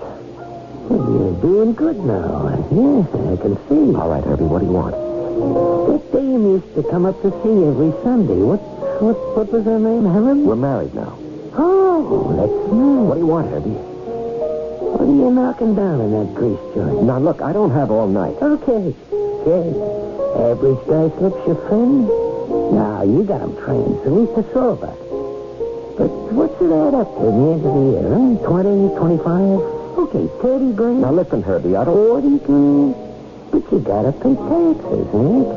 Uncle knows you get big taxes. All right, get to the point, if there is a point. You sure don't know how to talk to an old pal. Now, who are you kidding? We never even liked each other. Well, that's why we got along so good, Hank. I'm gonna give you a chance of a lifetime. Oh, yeah? Yeah. How'd you like to go into business? With me? No, I don't think so. You don't even know what it is. It has to be crooked. Naturally. I need a partner. The answer is no. You know what I'm doing now? No, and I don't care. Here, take a look at my latest press clipping. How do you like that, huh? Cat burglar. You're the cat burglar? Why are you telling me? I could tip off the cop. Sure, but then I could let it be known that you used to have a number. 607-890. And then how many frogs' legs would you serve in that phony joint? Okay, Herbie, what do you want? I almost blew my last job. A rich old dame named Patterson. I got inside, and there she is lying in bed. Now, that ain't supposed to happen to me. I never want nobody to be home while I'm working. Sure, I'm wearing a mask, but it's the same, you never can tell. I couldn't care less about all this. Shut up. If I keep getting spotted, the cops will put together a little from this one, a little from that one. I need insurance. I want to buy some. From you. Me? I don't sell insurance. Well, now, look at it this way. The cream of the cream, the top of the crust, they go into your joint, right? Now, they can't be in two places at one time, can they? I don't know what you mean. All you gotta do is leave me know who's in the restaurant. You see what I mean? Yeah, I see what you mean. I take it from there. The answer's no. We start tomorrow night. The answer is no, not just because I don't want any part of it, but also because I'm quitting the job. Yeah? Why? I'm going back to school. You're a big boy now. Shouldn't you be through with school? When do you come off making me a proposition like that? You're a crook. That's a lie. In your heart. I never stole a nickel. What were you doing in jail? I was going to put the money back. It's just the accountants came a week early. Tell it to the judge. You did. And he didn't buy it, did he? You know why? Because he could read character, just like I can. You're a crook. Don't you say that. You should have seen how your eyes lit up just now when I was making you the proposition. I could hear the wheels whirling in your mind. You were thinking, what a cinch. What a way I'll make a fortune. Now, get it straight, Herbie. I am not a crook. I made a mistake. The kind of mistake a guy makes who's weak and immature or naive. Oh, you're breaking my heart. And full restitution was made, finally. But none of that was taken into consideration, was it? You'll be paying for that mistake the rest of your life. You're an ex-con till the day you die. Grow up. Wise up. You're on my side of the fence. Whether you like it or not. No, I won't. I promised my wife I won't. You're too good to be true. You're turning me down, not because you really want to. Because you promised your wife. Now, look, if I don't quit that job and go to school, she's going to leave me. You really want to go back to school, huh? That's right. Is it what you want to do or what she wants you to? That's none of your business. Whose idea was it, huh? Okay, go ahead. Leave your wife call the shots for you for the rest of your life. You're going back to school? You're going to crack the books? When are you ever going to have a good time? Look, we have nothing more to talk about. But you got something to think about. Why don't I give you a call at the joint tomorrow night, eh?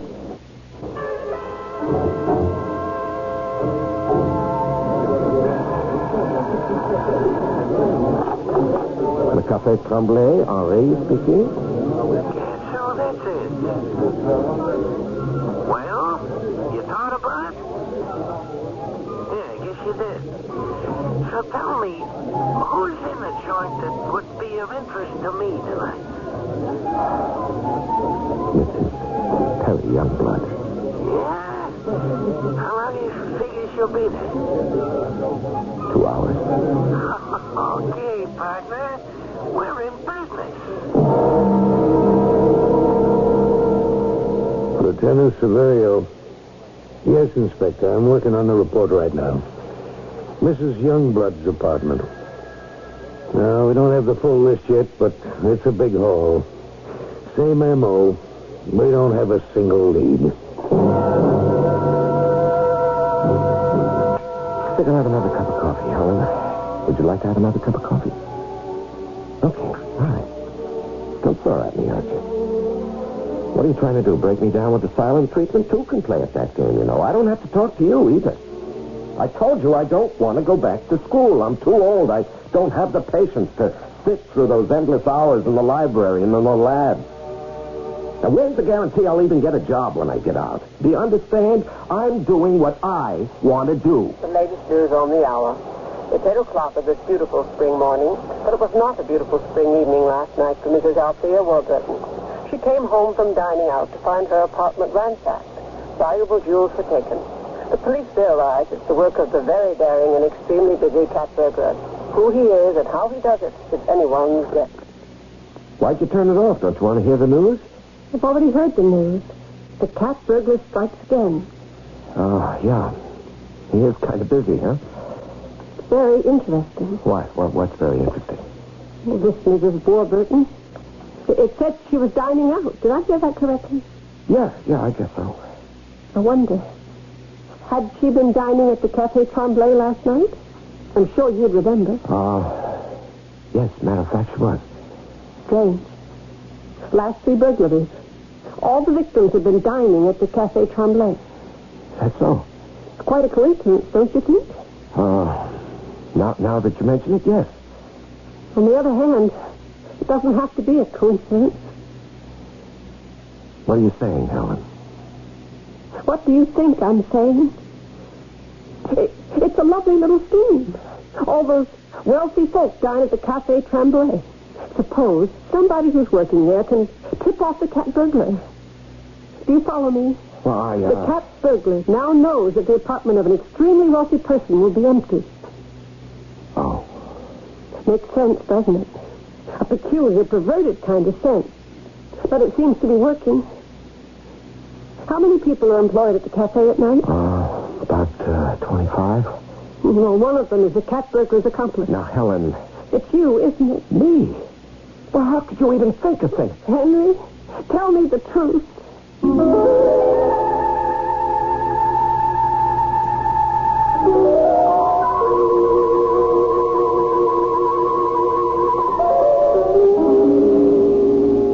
That's always a provoking question, because most of the time, most men don't know how to handle it. When a woman demands of a man that he tells her the truth, does she really mean it? Does she really want to hear it? It's like walking through a minefield, and that's what we'll have to do. Figuratively speaking, of course, when I return with Act 3.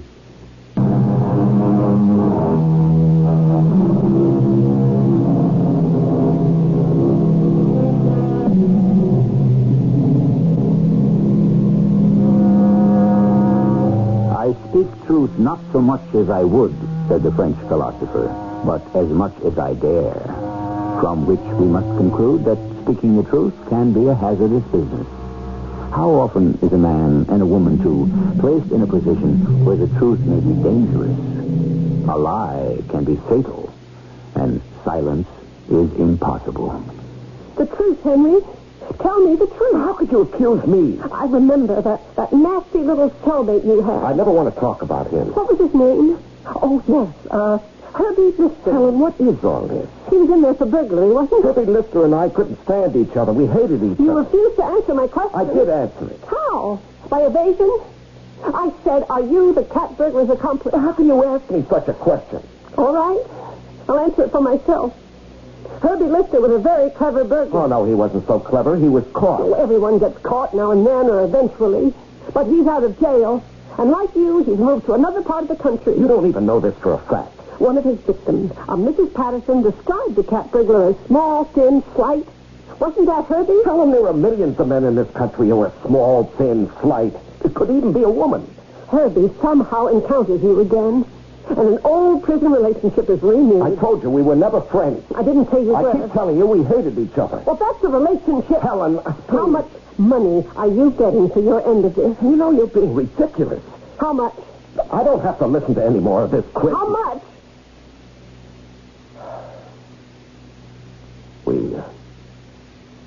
We split.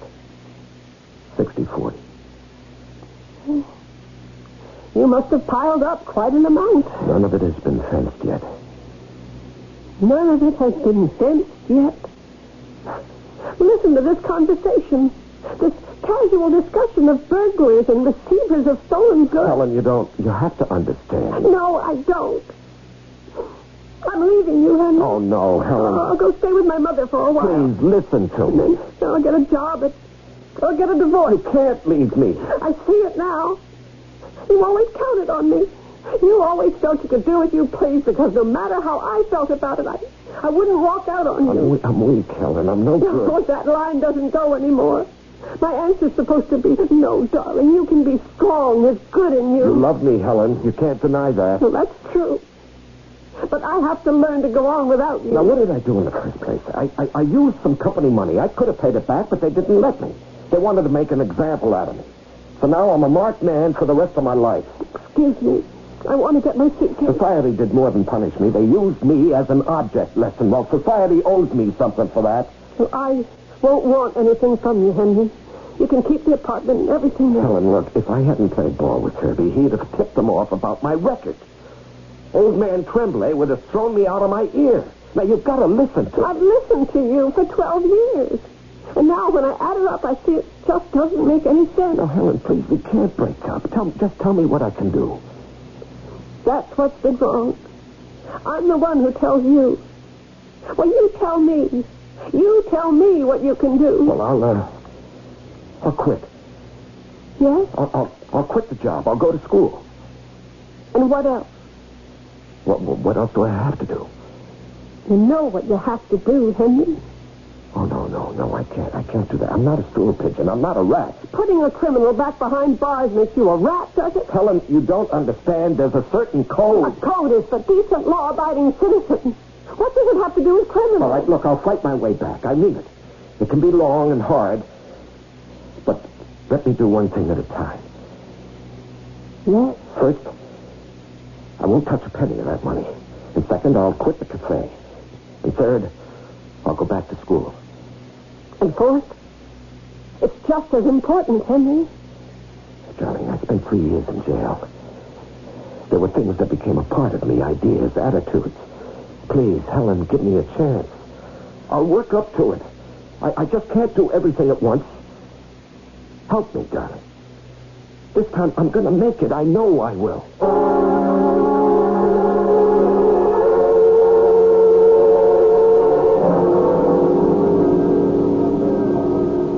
So that's it, Herbie. My mind is made up. I'm quitting. I think we need another drink around here. Bartender, same way. No, none for me. I'm leaving. You think you're going to quit, huh? I don't think. I know I'm going to quit. Yeah? Well, now, how can I explain that to you? Explain what? Explain that nobody quits the organization. What organization? What do you mean, what organization? How many do you think there are? The organization. I'm not a member of any organization. Oh, that's what you think. How do you suppose I operate in this town?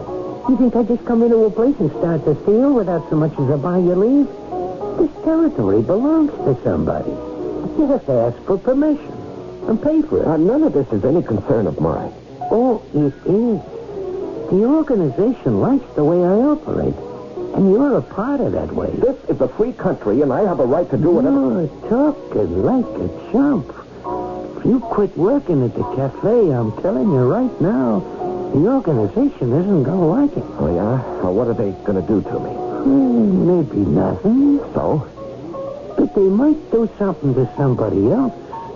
To somebody who's close to you.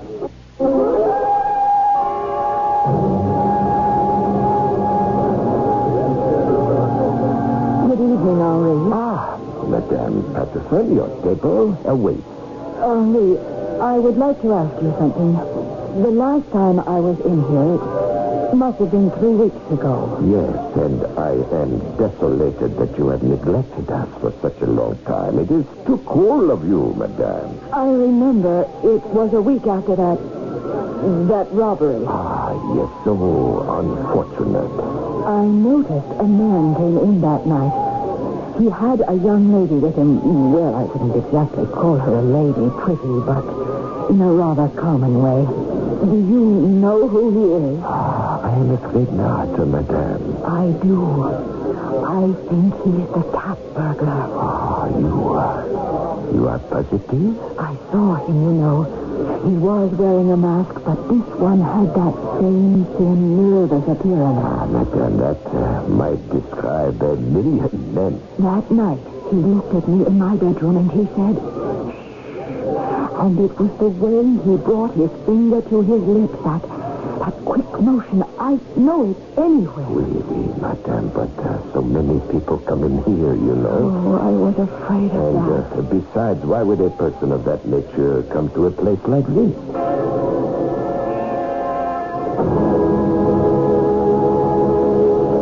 Madame, monsieur, please, enjoy your dinner. What a handsome, dashing figure. Come into my office where we can talk. We have nothing to talk about. I'm on my way to the airport, or I will be. There's a plane to Philadelphia. It leaves at 1 a.m. Do you want to come with me? Helen, I want to come with you more than anything else in the world. Then do it. Don't think about it. Don't make plans. Just do it. Helen, there's something... Meet me at the airport in time to make the 1 o'clock. Oh, forget about everything. Helen. Good evening. Does Monsieur have a reservation? No, but I got a badge. Lieutenant Severio. Oh? Now, Mrs. Patterson has been in to see me. It's about the cat burglar. Oui. 4 weeks ago, her place was hit. About 3 weeks ago, she said she was in here and saw a man who reminded her of the cat burglar. A thin, nervous type with a very brassy blonde. Didn't look like any one of the regulars here. Well, monsieur, why would I remember him? For that very reason, he'd be so out of place. A thin, nervous man with a blonde companion.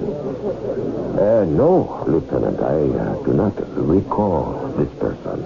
Well, you think very hard. If anything occurs to you, give me a call at headquarters. Here's my card.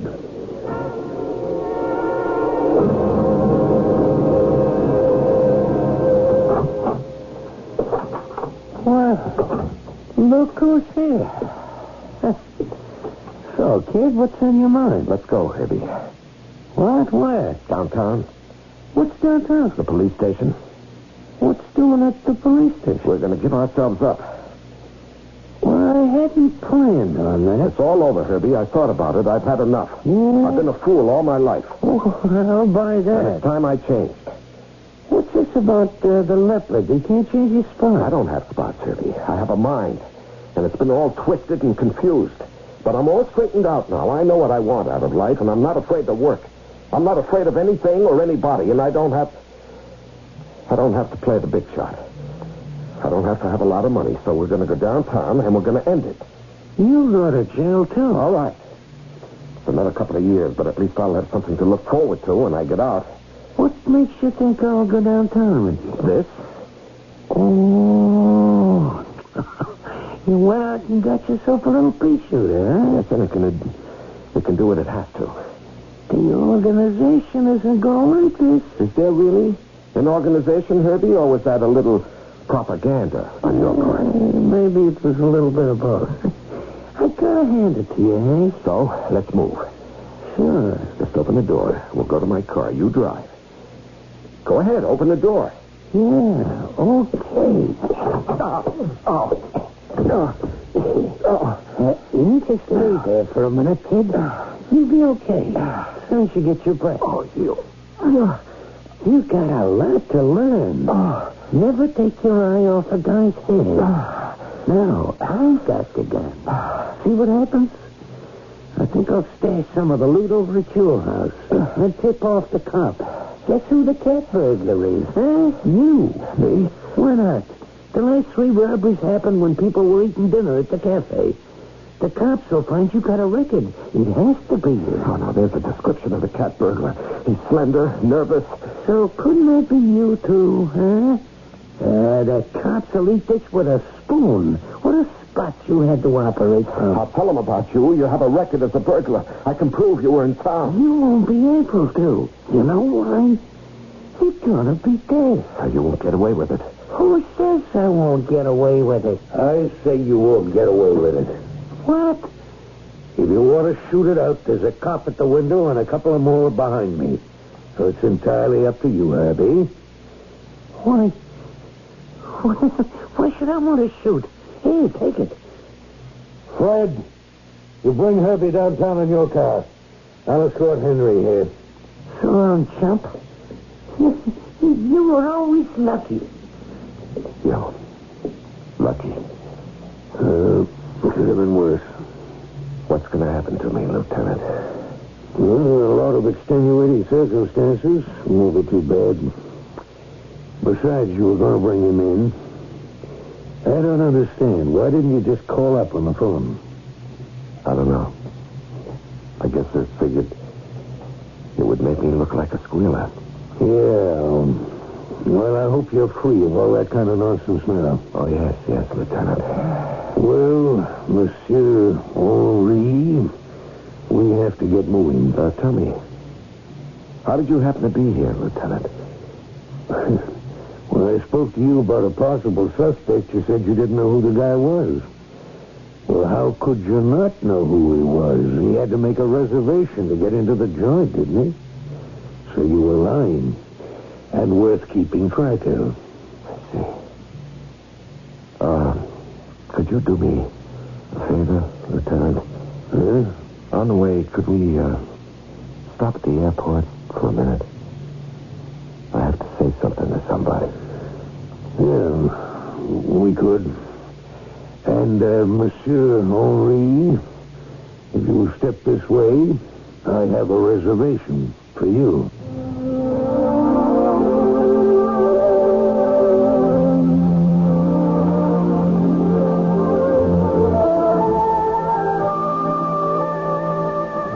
Reservations recommended, as they say in the advertisement, and why not?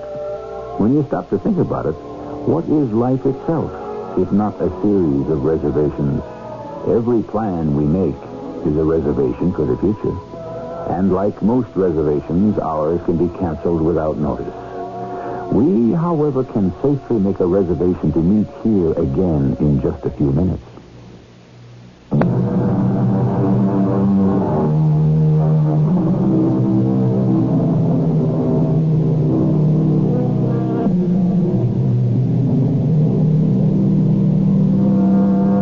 Say about je ne sais quoi at the very beginning of our story? Well, whatever it is, it's perhaps the most important thing in a world that is obsessed with style rather than substance. It's not who you are, but who people think you are that makes all the difference. And after a while, people are so concerned with the image, they lose sight of all reality. Our cast included Larry Haynes, Ann Williams, Court Benson, and Catherine Byers. The entire production was under the direction of Hyman Brown. Mrs. E.G. Marshall inviting you to return to our Mystery Theater for another adventure in the macabre. Until next time, pleasant dreams.